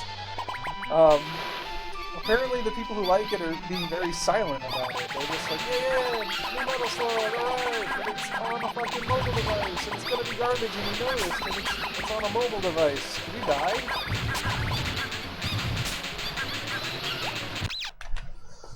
Oh, I was getting so close to figuring out what to do with these guys, but they're not dying. Like, how many times do I have to hit these guys to kill them? And then if you stay in that corner, you get the fire. Look at this fire. Let's get out of that corner. Oh, what is this level?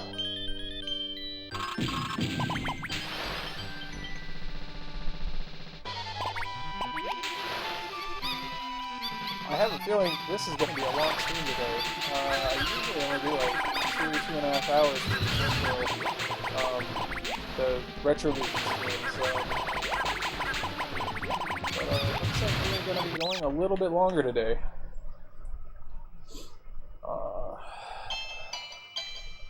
Alright, I am going to take a quick BRB. I think I have I've officially given up on this game. My discipline has run out.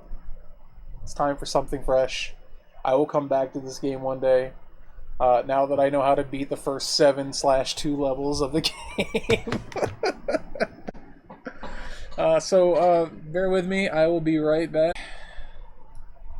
I have a cheese stick. And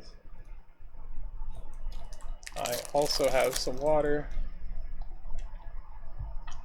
That was actually from Liquid Kids. I just grabbed it and pulled on one of the levels real quick. I change it up. I usually try to do it related to whatever game I was playing.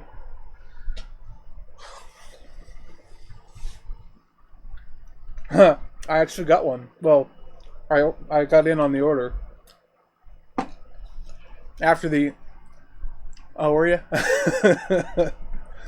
Yeah, I'm excited. After the 6 minutes of waiting for the fucking shipment thing to show up.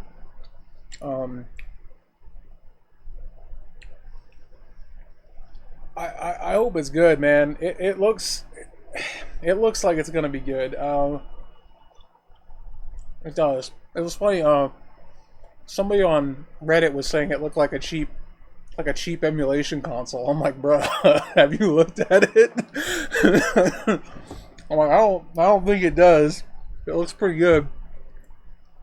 I mean, at least, you know, the build-wise, I'm like, it definitely does not look like it. I guess. He was all pissed off about it, too, because I'm like, there's, like, I responded back, I'm just like, there's absolutely nothing about this console that looks, like, cheap at all.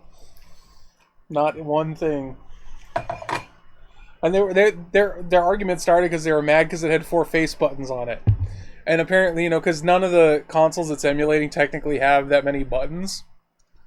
But I'm like, well, you got to think about it. Like, this thing is going to eventually be opened up to more development. It's also got an analog synth in it. And once that shit's jailbroken, you're going to be playing, like, NES, Super NES, Genesis, bunch of other cores on it as well that wasn't the original intent, but they'll be there. It's got a Cyclone 5 in it, which has already been proven to be able to run all those consoles, so at least, you know, through FPGA. Alright, so let's stick with the Japanese games. Oh yeah, of course it is. I've already got most of the games I want for GBA. I've also got an EverDrive, so like I don't have to worry about any of those rare games. Like it's nice to own rare games, but like I'm not gonna spend $300-400 for something for a piece of plastic. I'm sorry, I'm just not. I can't bring myself to do that unless it's a piece of plastic that does a lot of different things, or it has sentimental value to me. Like that's the only way. They really did, and that's why you got to get those special plastic cases just to put them in if you want to display them. So, yeah. I mean, again, most of the, like at this point, still most of the Game Boy cartridges are affordable. Like, there's only a few that are really up there in price. Again, some of them are gonna start going up, like you said. The ones that are gonna go up a lot, though, once that the Neo Geo Pocket Color adapter comes out for it, those are going to spike because the supply isn't really there for the demand there's going to be, because there's some really awesome games for the Neo Geo Pocket Color that just didn't see a lot of distribution because the Neo Geo Pocket Color didn't really see a lot of distribution. Yep, exactly. I still kick myself every day for I gave my Neo Geo Pocket Color to my nephew, and who knows what the fuck he did with it, because he was notoriously bad with stuff. Like, I don't know what I was thinking. I was like, oh, I don't use it. I'm probably never going to use this thing again. Yeah, I believe it is region free. It should be able to play anything. I'm almost positive it is. It's using like an open BIOS that they've created. This is what I should play, but I've already played this so much lately that I'm not going to bore everybody with. So this is the Parodius that I've been playing. Jikyu Oshibari Parodius Forever With Me. Let me do a zoom in if it like even shows me. Oh, it's not. It barely can see it.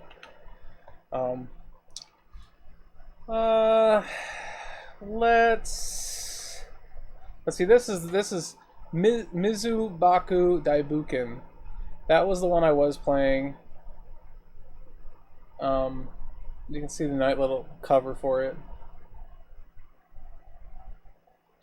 The only thing I don't like about the Analog Pocket, if you're trying to be a purist for the Neo Geo Pocket games, is you need that clicky stick, man.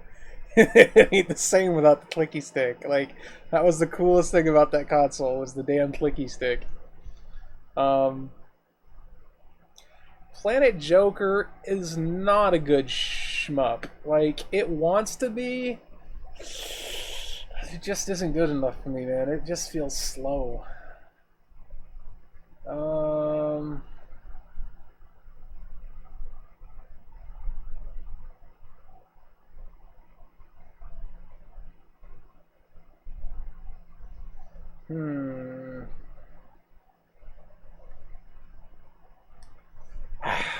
I want to do a whole separate stream for that game, though. I want to like just spend like 3 hours trying to get from that game from beginning to end. It's awesome. I had a blast playing it earlier today. I guess technically it's yesterday now. But I'm planning on doing a whole stream dedicated to Elevator Action Returns, just because of how good that game is, you know, like. So, what's this? Let's play Skullfang. Sure.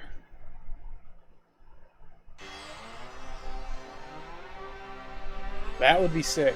Oh god, the new, so I haven't played it yet, but isn't there like a whole new Ninja Warriors game for Switch? Like, didn't they just like make a whole new one, like in the style of the old one?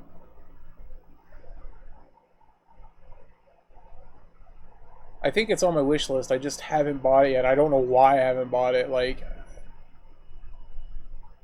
yeah, nice. I gotta honestly get both of those. Um,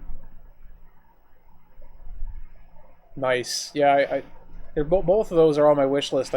They're ones that I just haven't got to buying yet. So Skullfang, let's play Skullfang. Let me do a stream marker here. Alright, we're good to go. I might have to turn up the volume on this one a little bit. It seems kind of quiet compared to the last game. I do have an arcade stick. I have a Mayflash F300 that I've tricked out. I've given it Hori Hayabusa buttons, which are like super sensitive, super clicky. They're awesome. And I've got a Shimizu L40, which is the Neo Geo stick. It's the one that's on all the Neo Geo arcade cabs. So,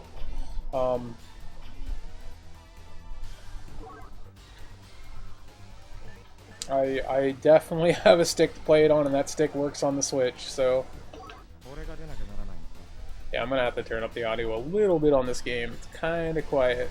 There we go. That's a little bit better.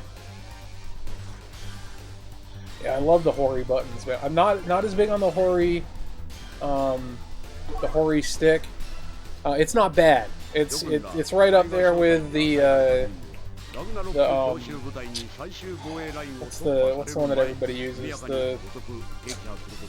God, I must be getting tired. I was just talking about it at the beginning of my stream too. Not Saimitsu, the other one that everybody fucking swears by. Oh well, it'll come to me when I don't care. But it's really good. I think it's kind of crazy that Hori made an optical stick that you can get as a replacement. I'm kind of interested to see how that performs, but you have to like do a special mod even to install it in most sticks because it needs an additional power connection. It's a 6-pin instead of a 5-pin. So you basically have to connect it directly to a 5-volt somewhere on the board.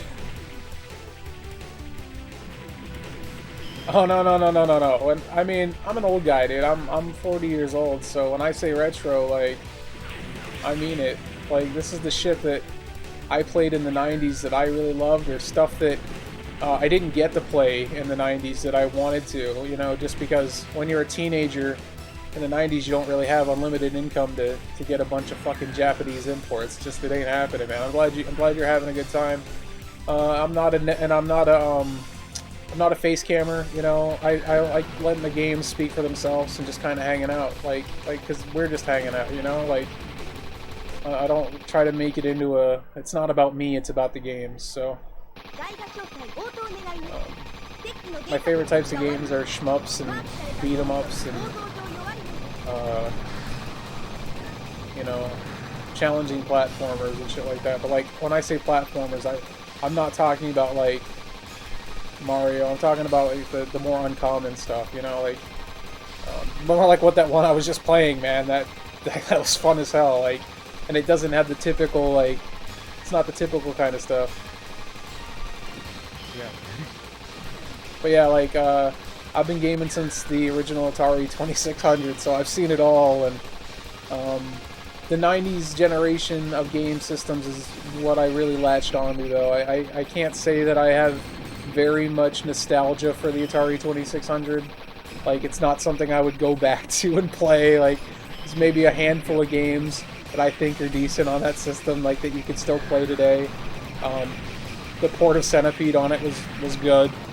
The port of Venture on it was pretty good, considering I've now played the Venture arcade game, which I had not played until just a few days ago, thanks to the SNK collection. Honestly, a really good shooter for the time when it came out. Like, it's a super early 80s shooter, but like it's pretty good.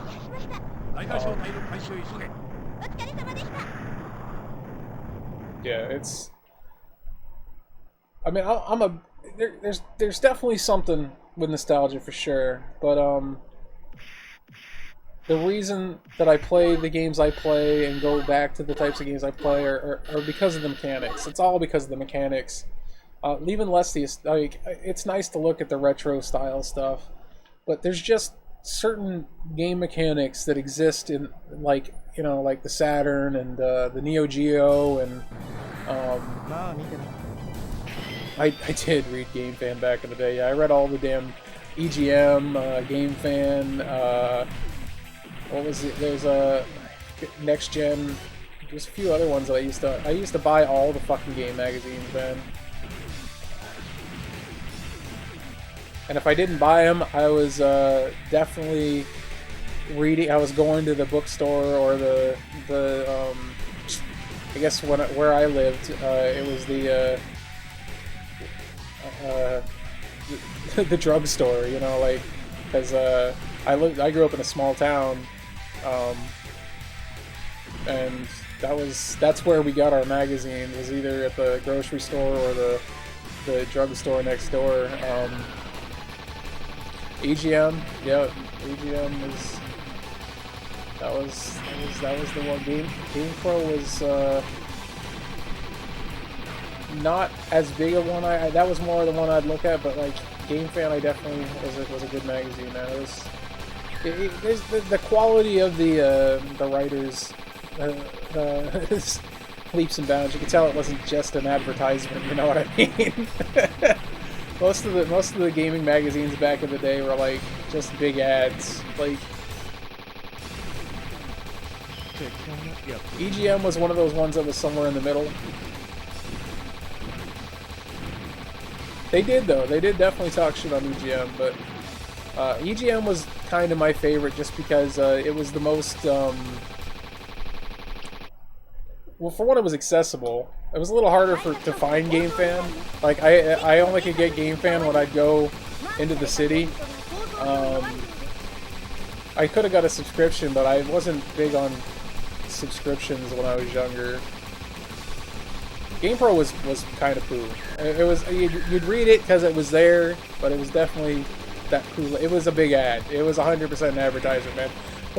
When I'd rather read like Nintendo Power or some shit over that, like because it was so like I don't know, man. Like at least if you're gonna be biased, at least do it in a way that's entertaining. I can't say GamePro was very good about that. Like they were biased and it was obvious they were paid off for the most part. I'm totally not paying attention to it. This seems like an alright shmup. I've never played this one before. I don't think I'm even using all of... Oh yeah, there's a... Why would you put... Okay, so I do have one kind of gripe about the default controls for this game. So...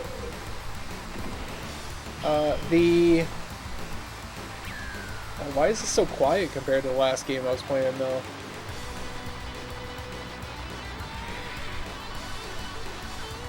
Like the last game I was playing was like super loud. I had to turn it way down on the on OBS. Like this one, I had to cranked up quite a bit, and it still seems quiet. But no. So the bomb is on C, right? The shot's on A, and B doesn't do anything. Oh no, I can shoot on B. Okay, at first I thought B didn't do anything. Okay. This makes more sense now. Usually most of the games on Saturn, the way they do the control, you'll have like B be your shot, A will be like some special action or nothing at all, or it'll be like the bomb on either side. This one decided to have shot on A and B, the same shot, not like one's like a repeating shot, one isn't. Yeah, they're exactly the same. So my initial thought was, oh, why do I have to press A then C? Yeah.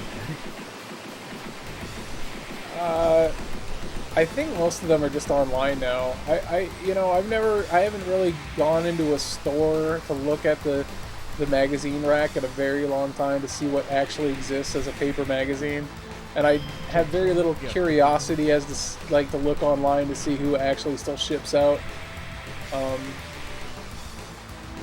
There's got to be some that are still around, even though, like, for the most part, like, print is dead. Like, there's very little reason other than to fill your magazine full of ads nowadays is the problem. Almost every magazine is just a big, big ad.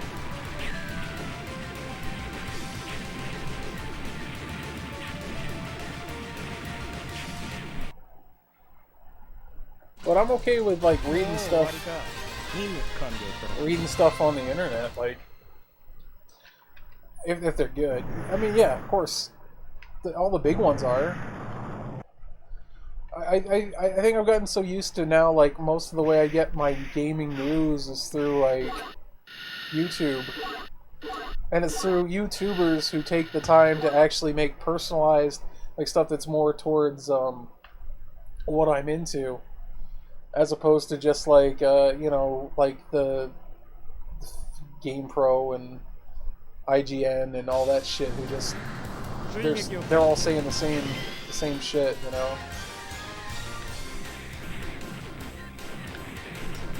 Okay, so there is a difference with the shot now. I have the missile shot with A, but then I've got these big old missiles on B, but C's still my bomb. I wonder if one of the L buttons does it. Ah, yes. Okay, great. So I can also press R to do the missile shot, sweet, or the disperse shot. They actually did the controls pretty smart on this game. I got a lot of flexibility. At first I was worried about it, but this is pretty alright.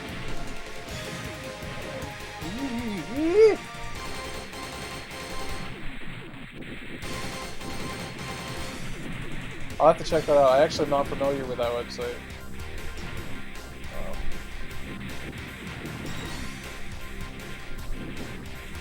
We learn here together in the dustbin.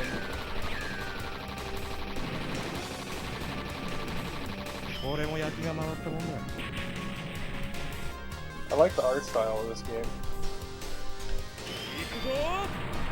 Ikuzo! I'd have to waste the bomb to clear things up.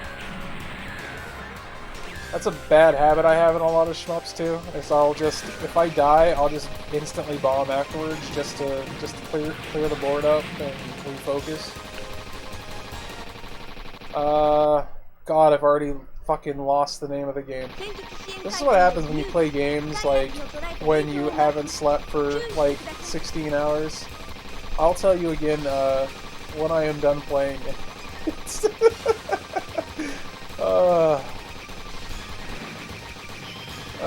That was bad. I gotta start changing the game name, but it's when you're doing the retro category, it's so much easier just to stay listed as retro, because people find you easier, you know.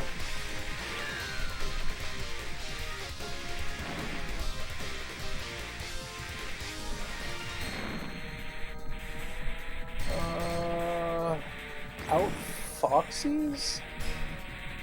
Huh. Never even heard of that.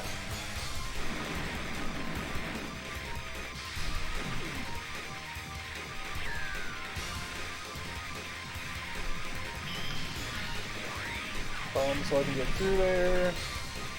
The shield is almost depleted.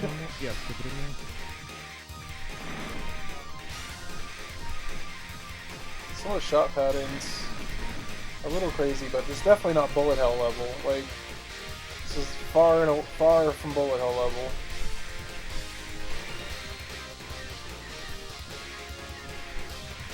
Okay, I don't have two different shots right now.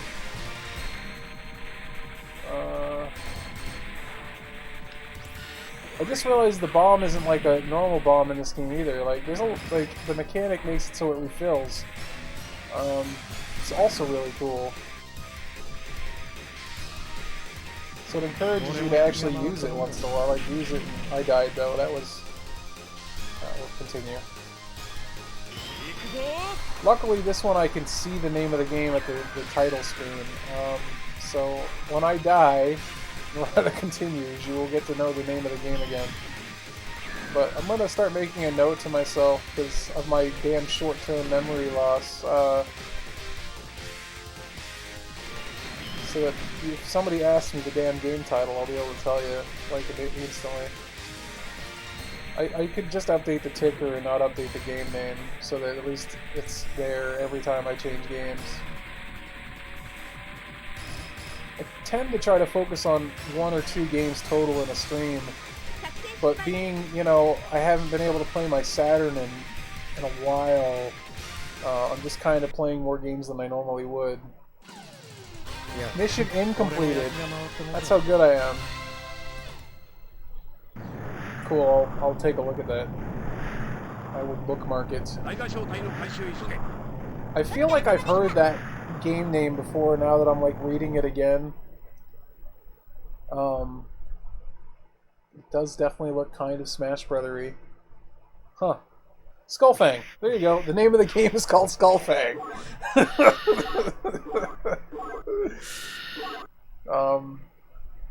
It was in a list of shmups for the Saturn.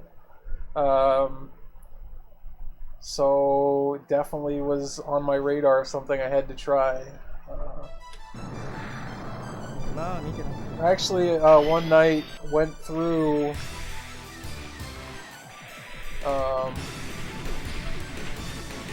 so there's a channel on YouTube that like does these, I think it's like Vintage Gaming Museum or something like that, I think it's called. But they do like videos that like shows like a, you know, like 20-30 seconds of every game for a particular console or whatever. And so in order, instead of going through a curated list, dude, this is more bullet helly, this level. Instead of going through like a curated list of Saturn games I should play, I literally just made a note of any game that visually looked like, whether it be a shmup or like a Japanese platformer or something like that. Like I just made a list and tried to get as many of them as I could. So this ramp's kind of quick. This one's made by Data East, so I actually don't. I'm trying to think of a famous Data East shmup. Like I feel like they definitely have some, but they're not one of the names I think of when I think of, you know, shmup. I'm thinking like, you know, obviously like Psycho. Boogie Wings. Yeah. Okay, you're right. Yeah. That's a good one. I haven't thought about that game in a while. Yeah, that's a good one. Okay, you're right. They've made some alright ones for sure. I'm gonna give this another go. I'll pick a different ship though. Yeah, let's try this one, and then we'll take her Sparrow. I don't want to deal with throttle.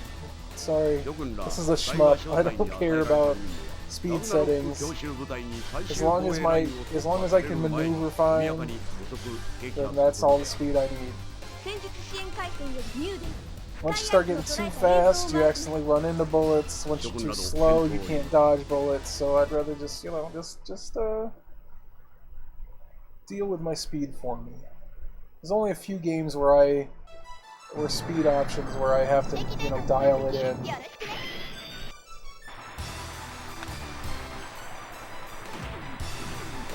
I'm going to try to pay a little bit more attention this time. I feel I was a little distracted the first run through.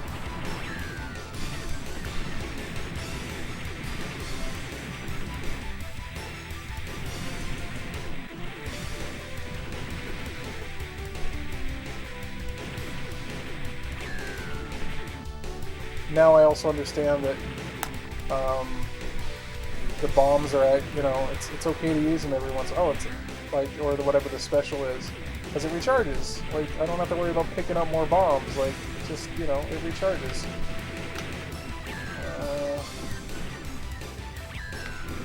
Ooh, that's... Yeah, I don't like the charge laser. Let's just do the keep shooting laser, please. Oh, what the fuck? Whoa.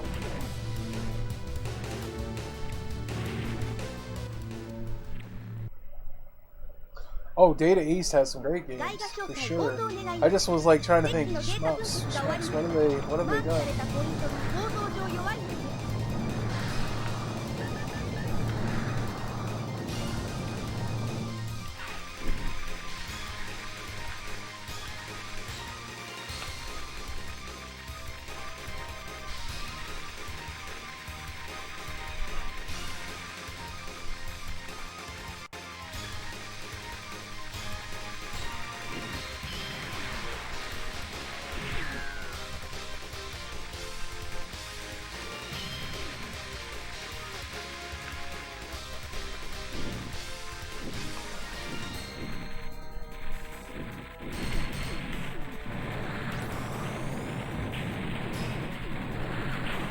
Alright. I think I did it this time.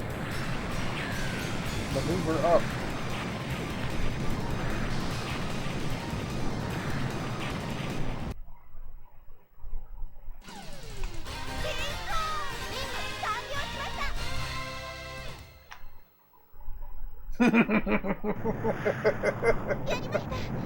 Anarchy! Anarchy! Anarchy! Damn right, I'll play that sometime. The fucking game is so ridiculous. That Borderlines on it definitely, dude. It's Japan, man. They make some crazy ass shit there, you know. Like there's a no fucks given sometimes in some of the stuff they make. That is definitely up there. Man, there's some very some very suggestive animations in that game. That's for sure. But I love Cho Anarchy. Like, it's just so fucking quirky and so ridiculous that you can't help but love the fucking game. Like, I love silly ass games, man. Silly is definitely my cup of tea. If you got something that is quirky and silly, as long as the gameplay isn't like some kind of gimmick, please let me try it out. Now, gimmicky gameplay, I hate that shit. Like, stay away from me with that. I don't want no part of that. Yeah, that's what I was talking. That's kind of what I was hinting at. Some of it's very, very suggestive. The shot comes out of the dude's head, who happens to look kind of like a flying penis. Yeah. It's very much, they know what they're doing. I feel I'm doing a little bit better this run through. Just a little bit. Not great, but definitely better than I was. A little less distracted this run through. Plus I'm also getting used to how this one plays. I'm not doing great, but I'm doing better. Still don't like that charge laser all that much. Alright,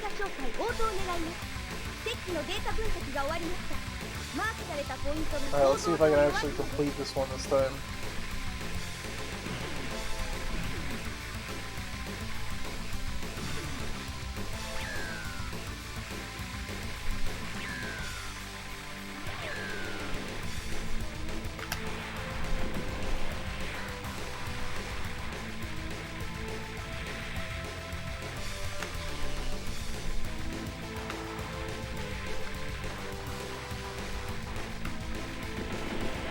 Shit.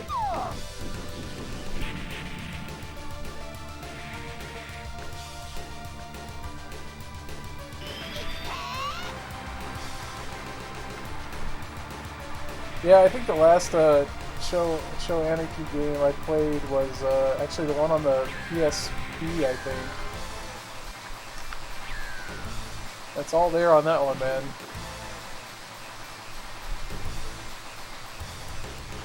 I think there's two. I want to say there's two on the. There's two on the PC Engine.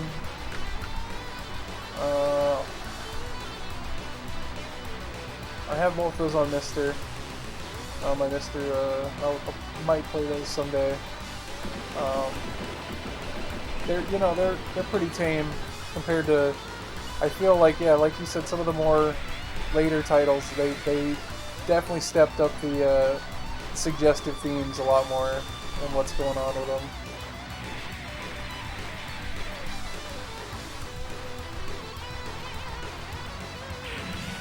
So it's weird how this game handles the boss fights. So like they kind of like hang out off the screen for half the battle. It seems.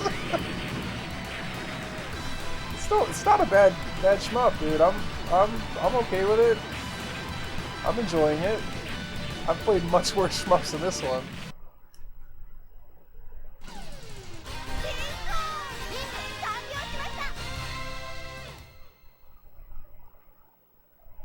I'm debating whether this is the last game of the night or not, though, or the morning. This is technically the end of my day.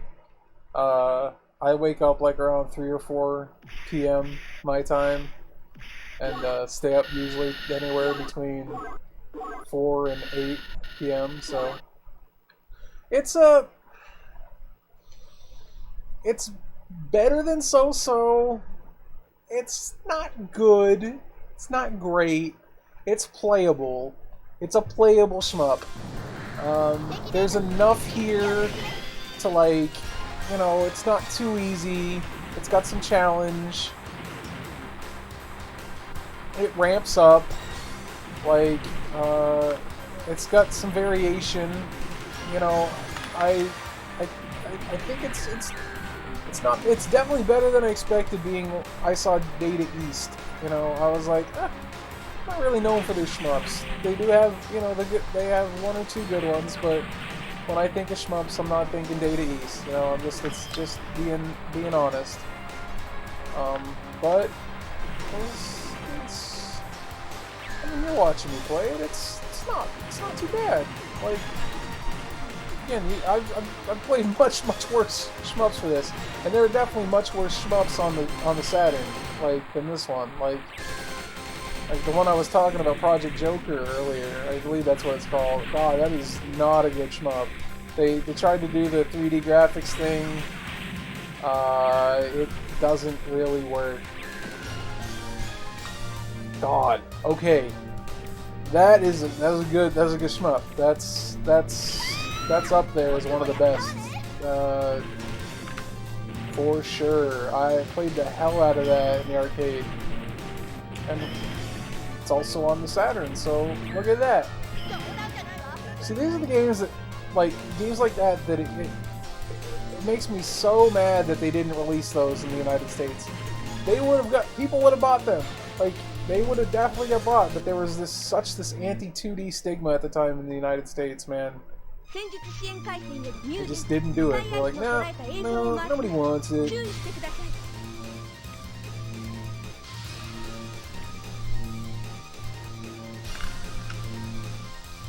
God, yeah, that game ate a lot of my quarters.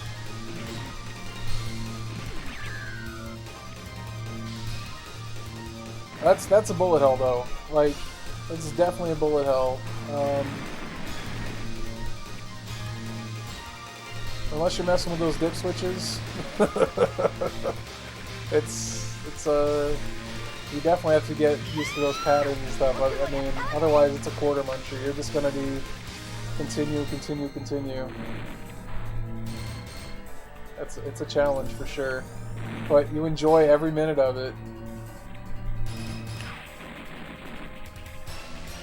Oh, what is this? What is this shot pattern? Oh, ooh, this is neat.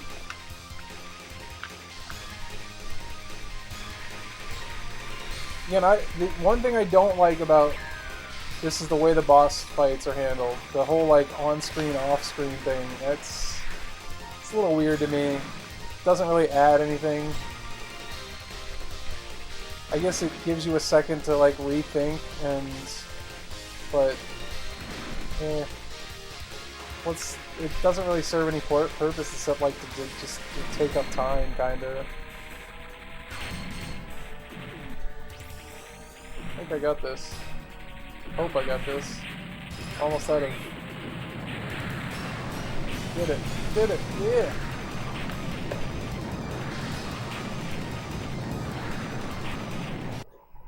That cabinet must have got a lot of quarters, man. Metal Slug and Strikers 1945-2, that was making somebody a lot of money. Because those two games eat quarters like a motherfucker.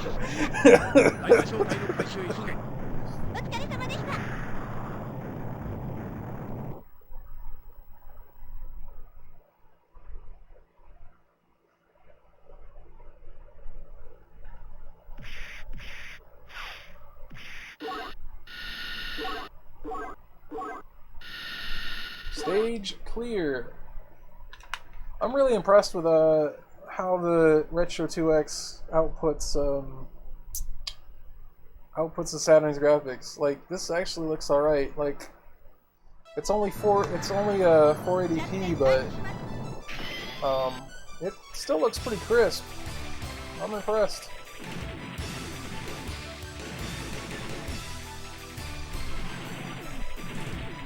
It was worth the $100-ish bucks I spent on it, as opposed to getting one of those cheap Saturn to HDMI, which I wasted money on, and overall the quality's kind of shit. This is where it went to shit last time, right? This is where I lost level 4. I remember that barrage of the weird bomb like trail there, the mine trail. It's the one where I did not complete. I have one. I have two, honestly. I have a PVM, which is a 14-inch PVM, and I also have a big ol' 32-inch Sony HD CRT, but it has a mode where it still does interlace and all that, and looks pretty damn good, and no lag. So, but PVM, God, games look beautiful on that. It needs some servicing though. My normal scan mode doesn't work, so I have to play in underscan mode, which honestly just makes things look higher resolution. But it needs some recapping. Luckily I do have a friend who can do that. You gotta just find people who are okay with recapping old ass TVs and shit. I know a guy locally who he owns a game shop, and he's had to recap his own sets before, and he also recaps old consoles and things like that, so he's comfortable with doing it. He said he'd charge me like between $150 and $200 to get it done. I'm at the point where like I probably should get it done before the set ends up, before either the capacitors leak or it just stops working properly.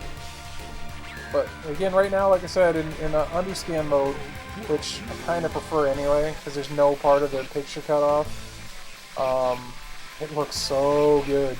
Like, there's no issues with it at all. It basically makes 240p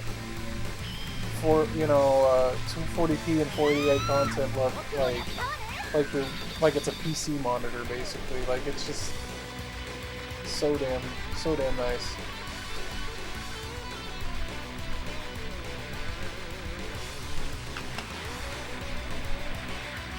I don't think I'm going to be making it much further than this boss here. I'm starting to feel my reflexes die down.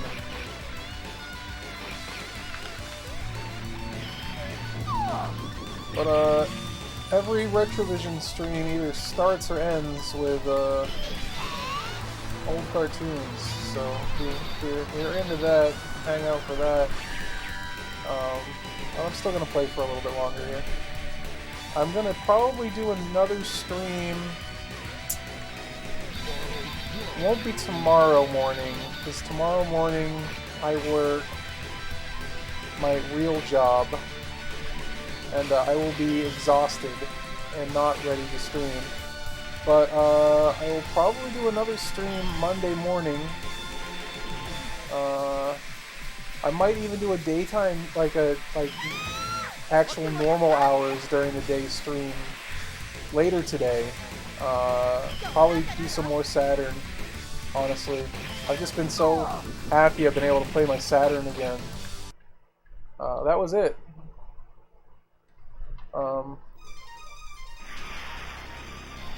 It's true. That is the only problem with having this big old 32-inch one. It is so heavy. It weighs about 165 pounds. It is not fun to move, man. Not at all. Game over. I'm trying to just reach inside and see if I got enough gumption to play one more game. I'm good on this game. It's a good shmup. Not the best shmup. But it's alright. It's not bad. We're going to do a quick reset of the console. I want to play something to wind down with before I move over to the Retrovision part of the stream before I go to sleep. It'll be like an hour and a half of old cartoons. Don't tell Twitch. Shh. As long as I'm a under the radar streamer, I can get away with it. As soon as I actually start, as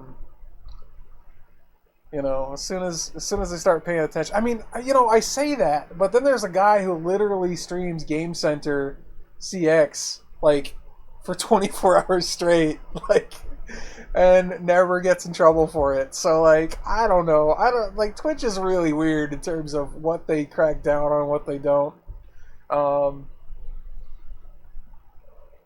It's really a crapshoot. It totally is. So what is a good winding down game? I know a good winding down game. I know what I'm gonna play. So there's Bulk Slash, which you mentioned earlier. That's not what I'm gonna play though. God, that's a good set. That's definitely one of the better PVMs that you can get. It's the perfect size. The picture's amazing.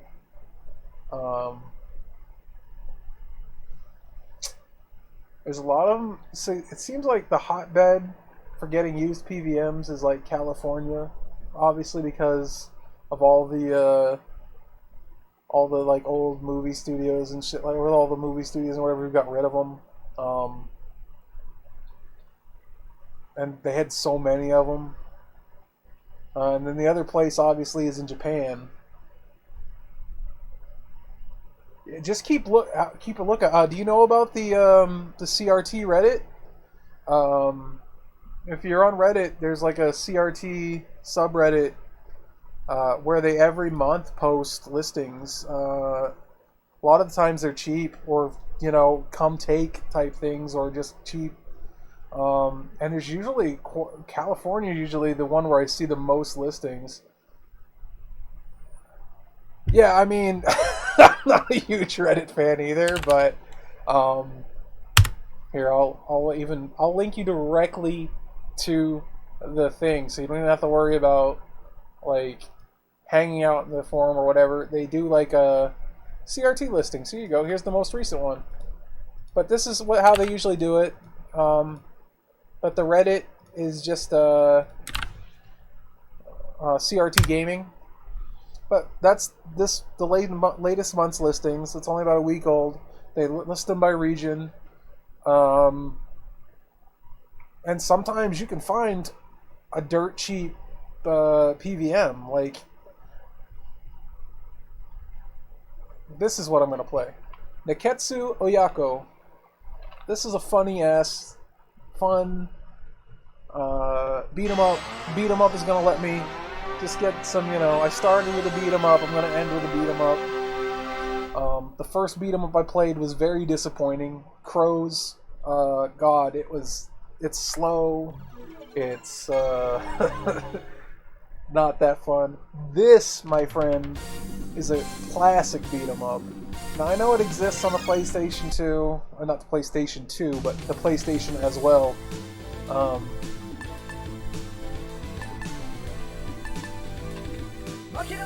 Honestly, the girl's the best character in this game, but she can't drink the beer. What am I looking at here? Let's see.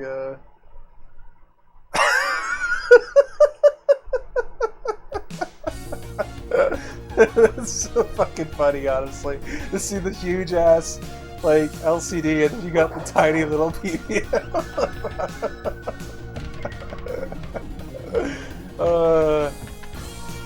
The way I've got my displays, I've got my main. I've actually got 4 displays surrounding me. I've got to the left. I've got my big ol' HD CRT. To little more to the like towards the center left, I've got my little 24-inch BenQ monitor that's like, you know, less than a millisecond of lag that I use. That's what I usually play on the most on, honestly. Then I've got my main monitor, which is just a big-ass 55-inch LG TV. With, again, only 1 millisecond of lag. I don't know how, but in gaming mode it's like 1 millisecond. It rates under I want to say 5 on the like using a time sleuth, like on the first bar, which is nutty. It's like just about 5, but it's technically rated like 1.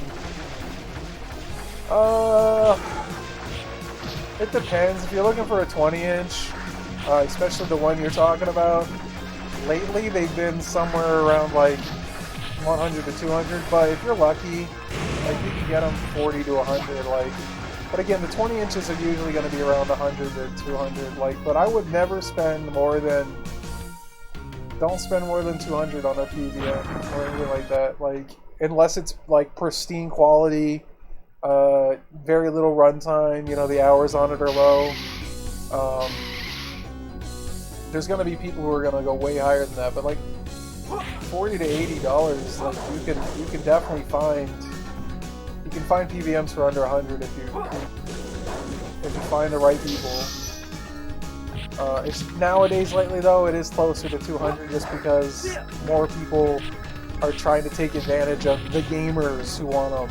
Like, it sucks, but it's reality. And especially even more so now that everybody's home. Like, you know, nobody's going out. So, more people are trying to build up their collections of things like that. So, and then you got hoarders. There are people, like, if you spend any time on that CRT Reddit, like, again, I'm not suggesting you do, because you already told me you're not a big fan of Reddit.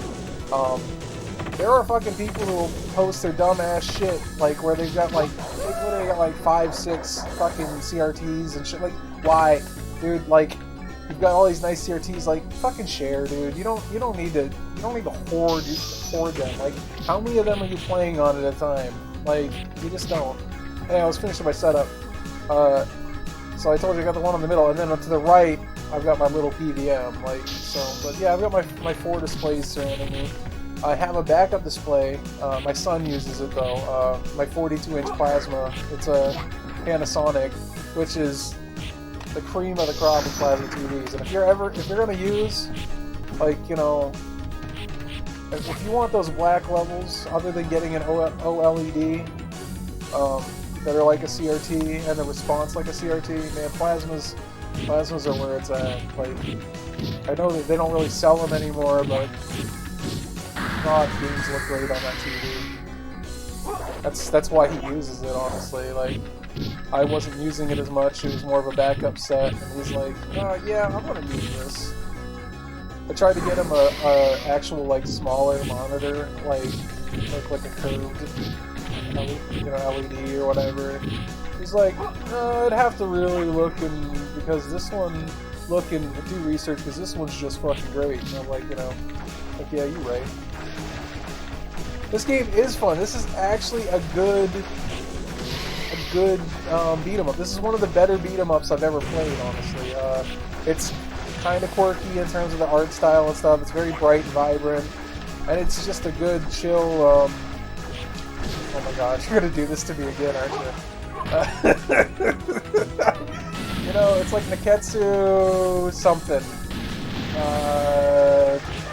Blah blah blah. I'll tell you. Hold on.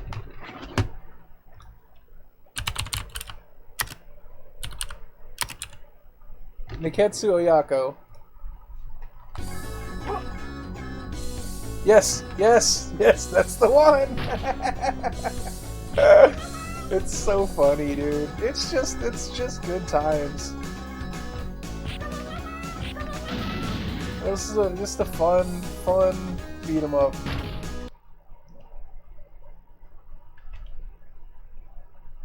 It is. This is not a cheap game. For a game that literally is like less than I want to say it's like a 6 megabyte, 7 megabyte game. It takes up all of that much space, maybe 10 megabytes. It is a very expensive ass game. You know what I mean? Well, I think it's just because it is a fan favorite type game. People who know about it really love it, and I've been playing on PlayStation for a very long time, but it feels so much better on the Saturn. So much better. So much better.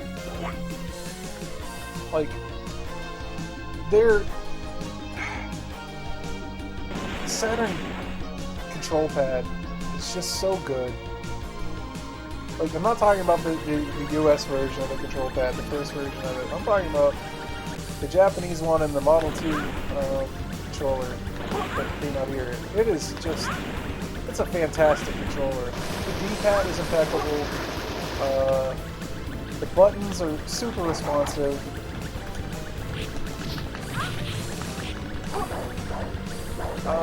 Super expensive Saturn 2D action units. I'm not sure which one you're referring to, honestly. I'd have to look it up.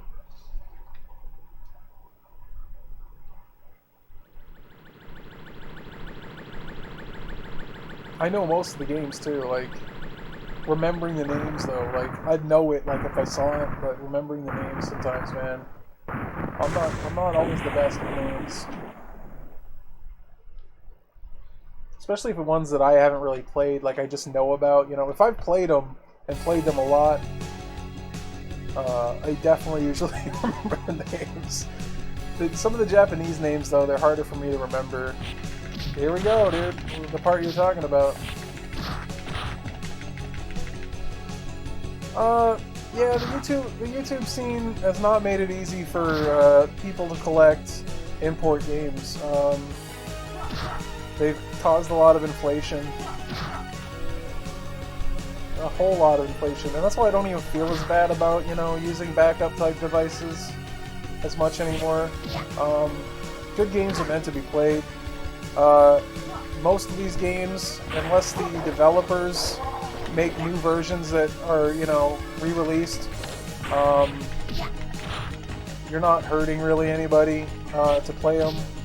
That's why I'm super excited that a lot of developers have taken the time to release their arcade games and even some of their older content for the Switch, because it makes them it makes Psychic Killer Tarumaru. Okay, and that's on the Saturn? I'll have to look that one up because I actually don't have that on my list of games that I had the ones that I should definitely try. I was telling you I made that list earlier. Shinrei, Justa Sushi, Taramaru. Okay. Jusa Sushi Taromaru. I will, I still don't think that's on my list that I had made. I'm gonna have to save the name of that one, because I'm gonna have to hunt down a way to try that one out.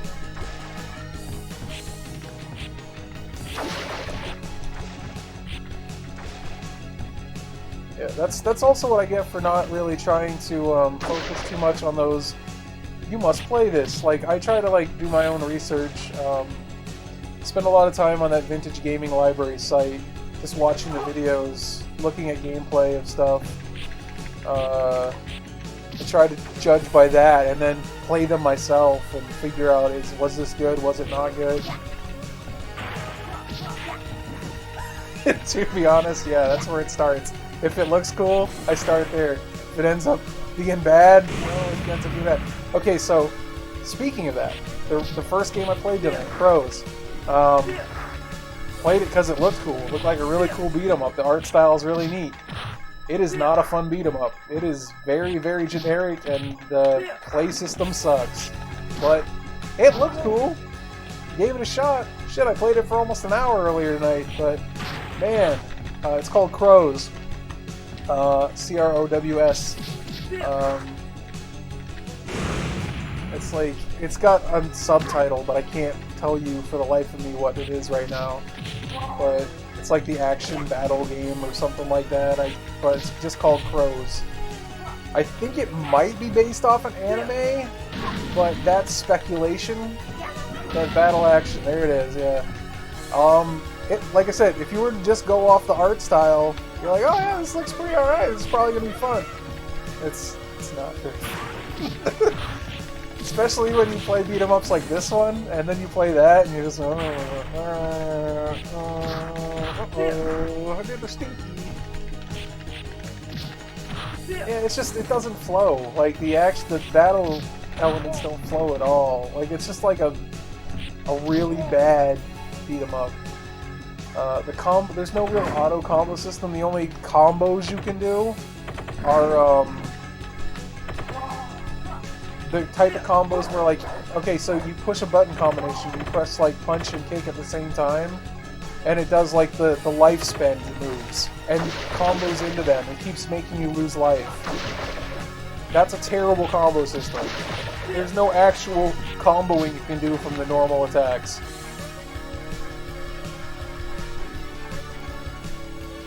The characters are all very generic.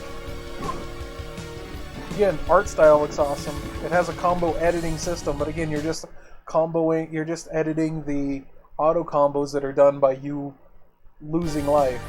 It's like, you know, like the special move, like in I think I know what you're talking about before I even click on this. Yeah, you're right. You are definitely right.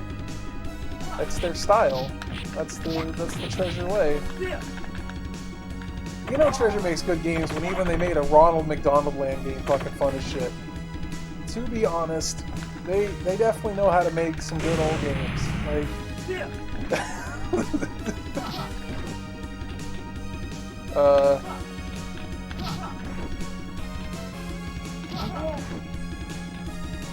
Van Damme. Gotta kill Van Damme. See, this is the kind of beat 'em up I'm talking about.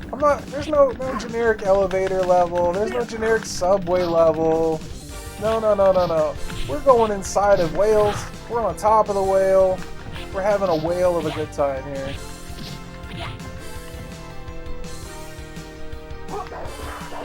Yeah, it's kind of crazy that they haven't done that. You know? Well, it was most of their early games, you wouldn't even know they developed them because they were like you know, that they were like, you know, they would develop under other companies, you know, and I mean, Nintendo used them for a few games, among others. Yeah, they'd license their games out. And, but then, you know, as things progressed, especially once we got towards like the Saturn era and stuff like that, it became more like, oh yeah, that's a treasure game. Like, yeah, Sega let treasure be treasure. You know what I mean? Like,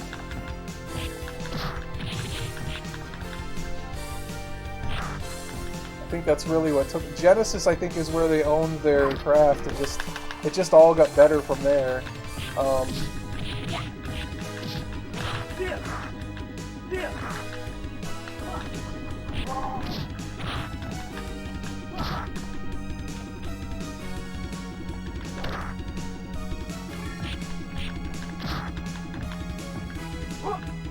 I want to pick up the bomb. Let me pick up the bomb. So one of the funniest things in this game, there's a beer pickup, right? And if you're the girl character, because she's underage, so it's usually somewhere around. It's like a little bit further up, maybe. There it is. I knew I was getting close to it. So if you're the girl character, you can't pick up the beer. It says adults only. It's so fucking hilarious. Like, I was cracking up because I actually didn't notice that the first few times I played it. Like, but earlier today I was playing it and I'm like, yeah, you can't pick it up either. Only the big beefy guy that looks kind of like Hagar can use it. It's so funny. Sorry, adults only. Such a troll. I fucking love it. Alright, time to use my magical arts.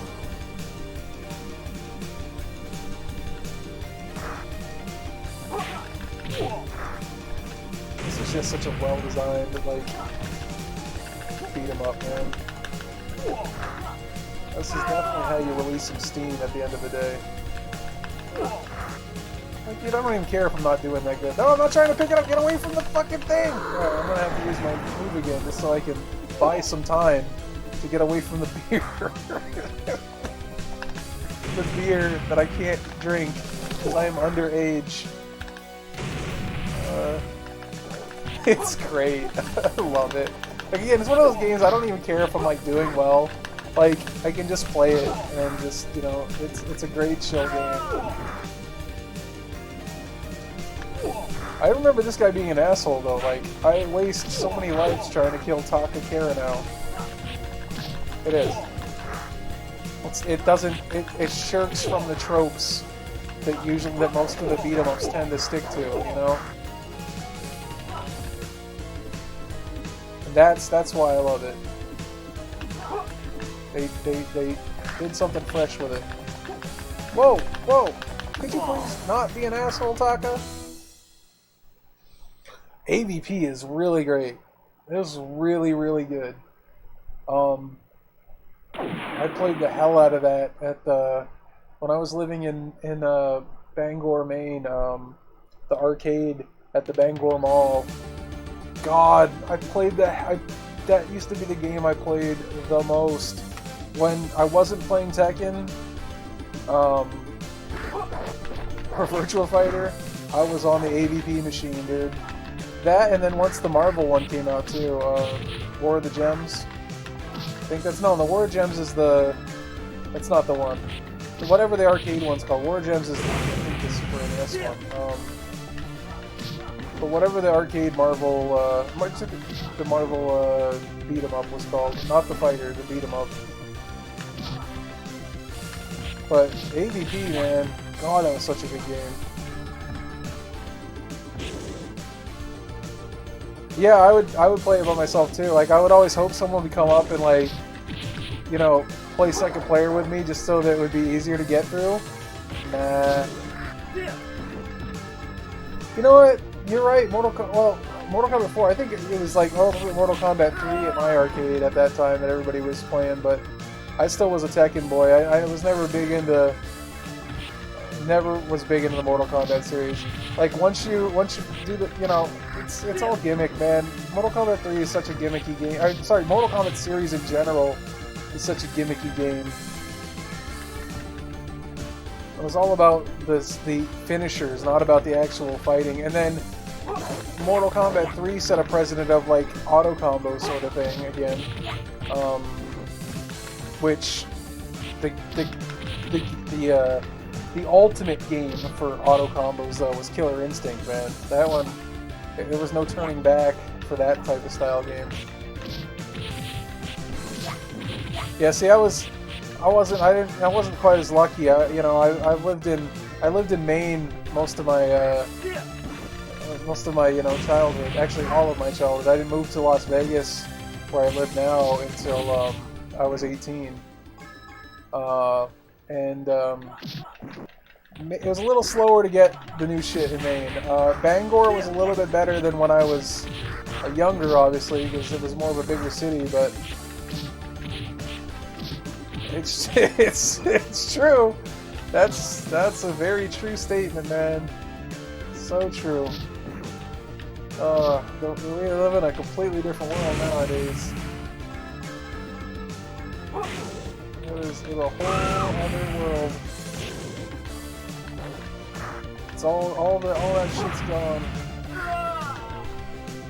But that's the nostalgia part, though. Like that. When I play these type of games, I do think about, like, being back in the arcades. How the arcade used to be such a big deal. Now the arcades are novelties, the ones that do exist. Not like anybody's really going to the arcades right now with the world the way it is.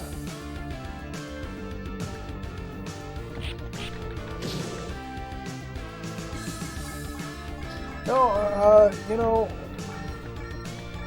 the only reason arcades died is because of the progression of the home systems and things like that. It just it killed the arcade before, instead of evolving the arcade in the United States, it killed it. Whereas opposed to Japan, it evolved the arcades. You know what I mean? Like, and our arcades now are like the Chuck E. Cheese and the fucking Dave and Buster's and stuff. Like, that's the only arcades that still survive, and most of those are ticket games. You know what I mean? Like, that's not the case in, like, Japan and stuff. Like, yes, there's a whole section of that in those arcades, but then you have just rows and rows of the actual, like, fighting games and things like that. Like, which just it's not what they did here. They just tried to cater to the lowest common denominator. Yeah, that's what I'm talking about. That's the kind of arcade that I wish they had thrived for here, but it never happened. You know what I mean? Like, we had the few spots, like you said, like where you were. There was one here in Vegas when I got here. It was similar to that, called Merry Days.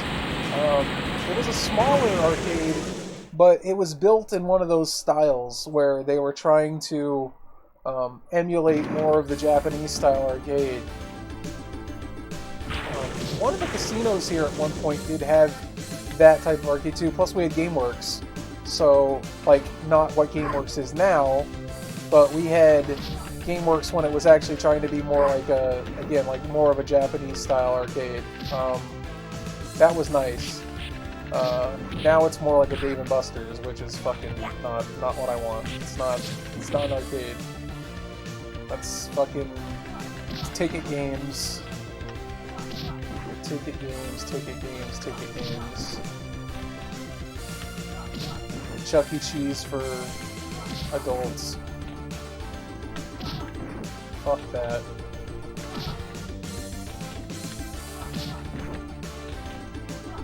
Nice.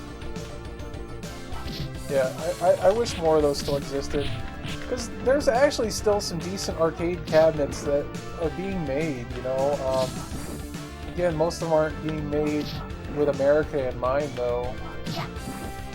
I'm so sad that the Sega Akibara arcade is closing, apparently, in Japan. It's gonna be... They're done. Later this year, I believe.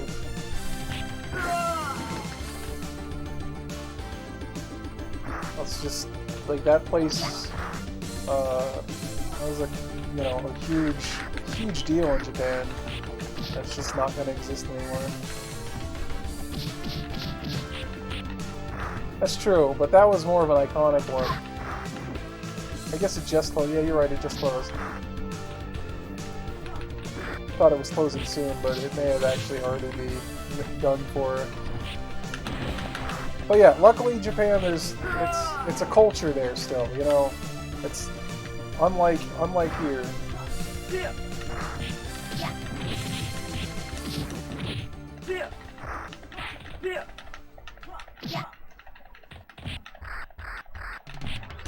There's the arcade enthusiasts who make their own little arcades in their homes.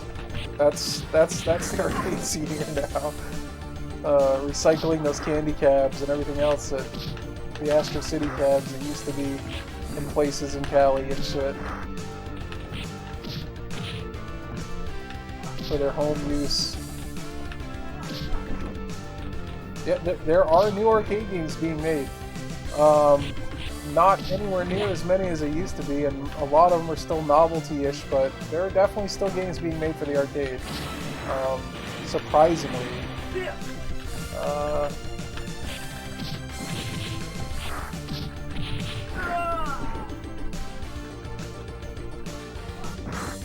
And I know Sega must be focusing on it, because like they just earlier this year they made an announcement about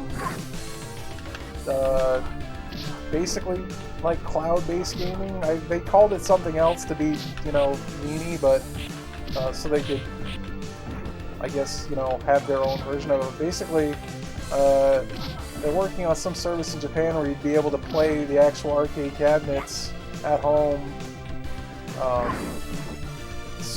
similar to like, you know, like the Xbox streaming and like Steam type shit, except you're doing arcade cabs. And I'm guessing it would be, this is where shit gets hard. This level sucks. Like it's, but I don't know exactly how it's gonna work.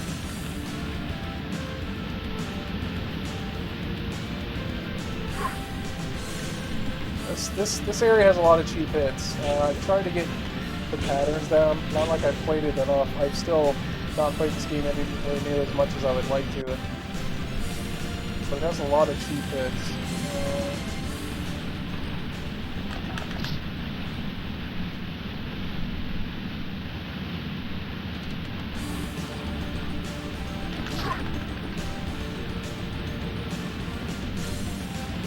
Oh yeah. That was most of the cabinets were either Sega or Capcom, and then you'd have like, you know, a few stragglers, you know, Namco and some of the other companies, but for the most part, all Sega, all Capcom, like Sega and Capcom, man. Capcom really just fucking took over things when Street Fighter 2 became fucking gigantic, man. That game changed the arcades.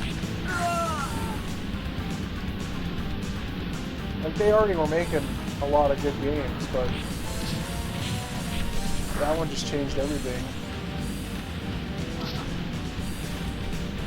And then Capcom made so many good beat-em-ups that, you know, and what's one of the best things for Quarter Munch, man? Beat-em-ups. Especially if they're co-op, you know, and most of the ones in the arcade were. So you got your buddies, you know, you have your buddy with you in the arcade, and you're trying to beat through a game. Well, what's the easiest way to do it? Both pop in a quarter and just start stomping. And then they're still fun even if you're just playing by yourself. They were just, these are the type of games that they do give me the type, even though this isn't one I played when I was younger. It still gives me that kind of nostalgia of like playing that, you know, that fun new beat 'em up that just came into the arcade, like, and I'm gonna want to play it until, you know, I'm gonna waste $5 bucks or whatever just to get through it, but I'm gonna do it.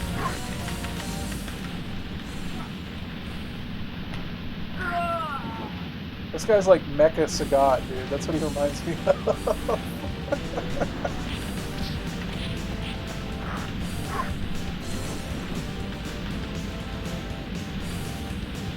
It's Sagat with Hulk hands.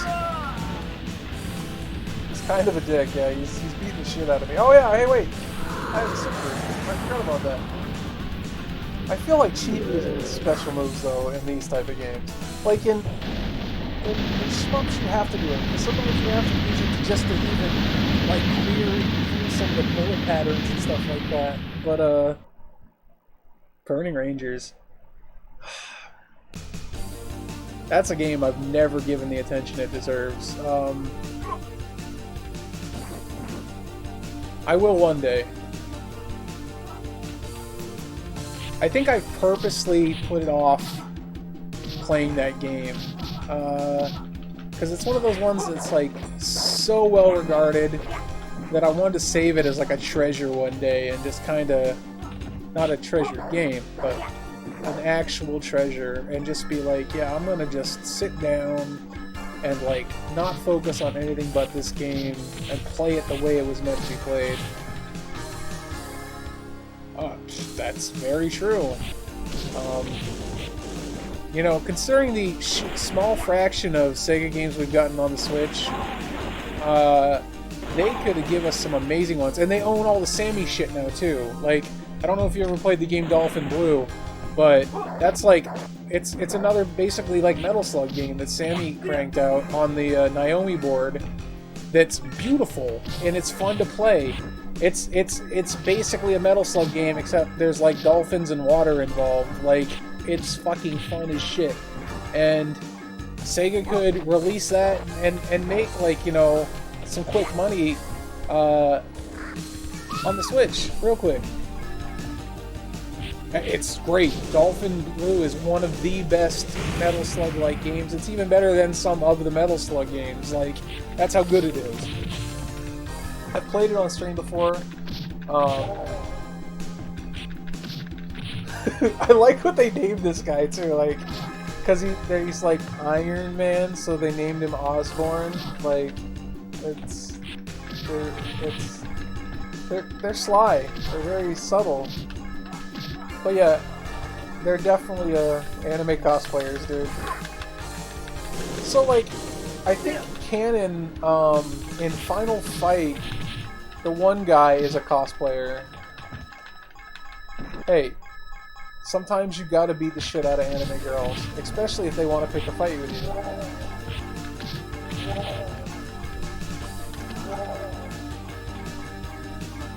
I can't remember, the Top Hat Gaming Man does like videos on like beat 'em ups and stuff like that. I don't know if you've ever heard of him, but he's pretty entertaining.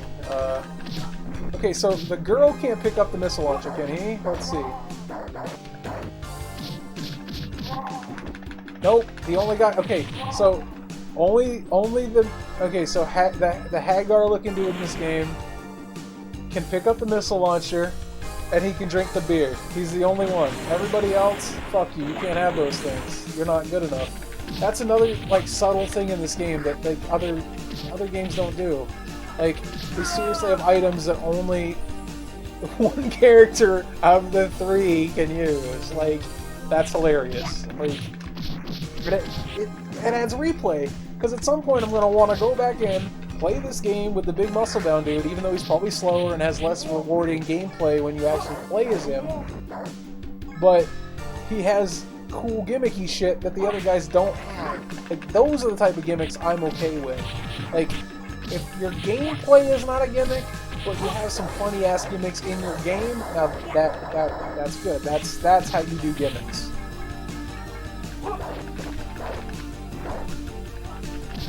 She's like, I just wanted to. Oh, now you see why I beat her up. You see what she just did? She just be tossing bombs, grenades. She's like, yeah, let me just throw a string of grenades at you.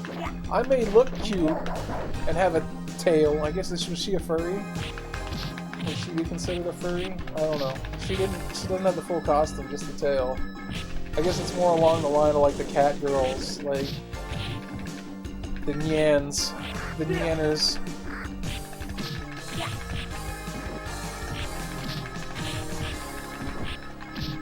Yeah, so we went from the shitty 80s anime to the really nice like 90s, early 2000s anime, and then we got like the half-assed anime. I mean, it doesn't make a lot of sense because the actual manga that a lot of these animes are based on like look beautiful, like so, and then the actual anime renditions of them are just like half-assed. They like to crank them out, I think, is the deal. Oh, I'm not saying there wasn't some good 80s anime. I'm just saying the art style in a lot of 80s anime was not very good. Like,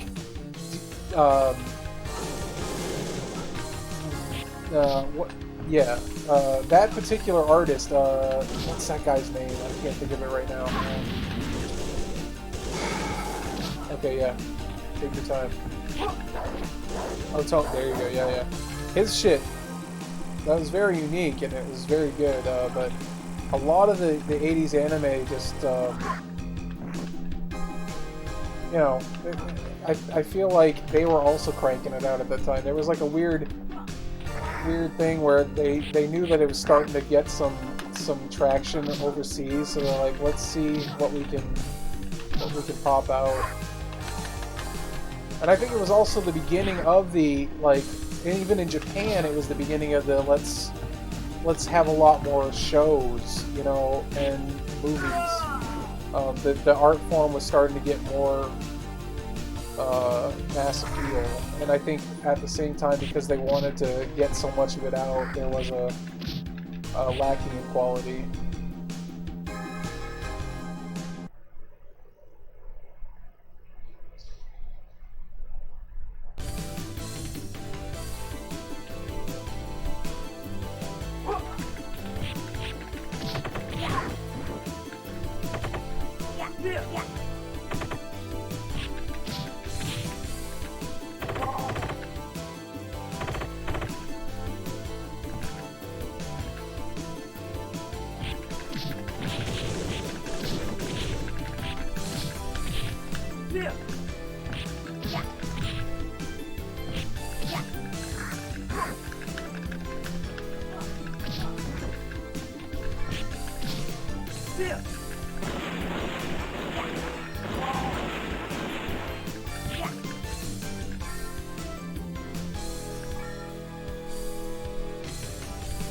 In there.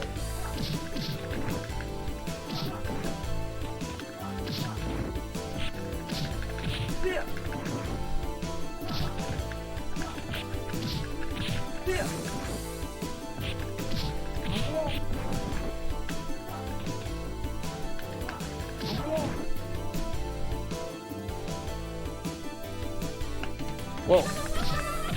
That would not have been fun. Let's break this wall down. Like I'm Chris Jericho. Break the walls down!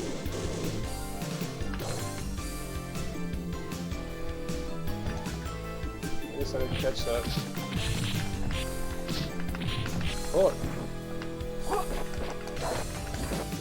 Slash them up.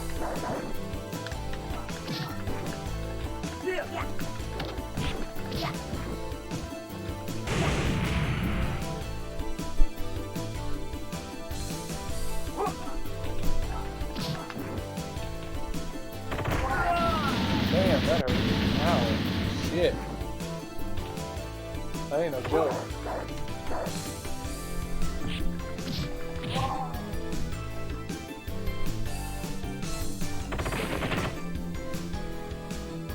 You ever taken out a giant granite wall with a machine gun? I don't think so, but we can try.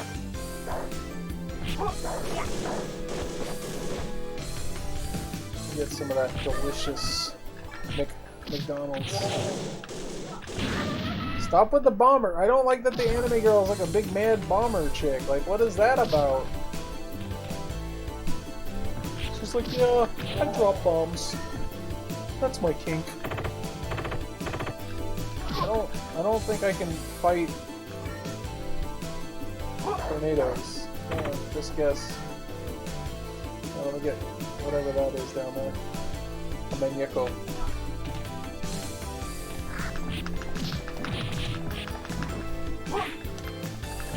We got our other anime girls here. The futuristic.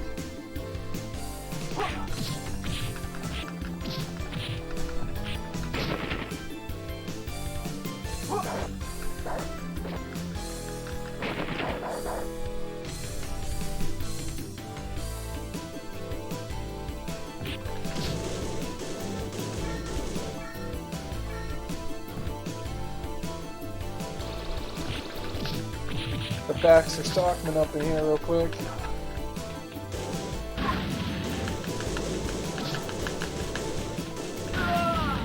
Bruh.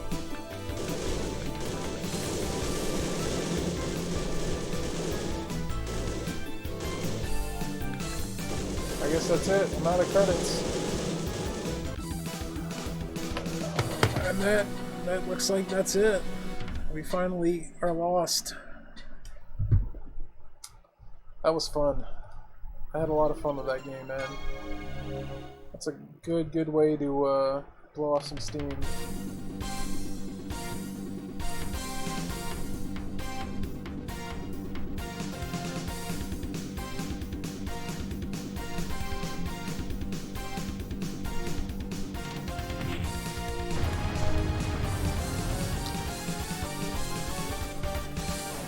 So, I think we're getting close to the end here. That was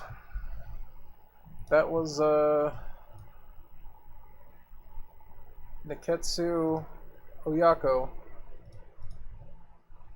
and I think we've reached the end of the Saturn stream. It's been fun. I think we're gonna switch over to Retrovision now for a little bit. Because I'm getting tired. So I appreciate everybody who hung out tonight or this morning.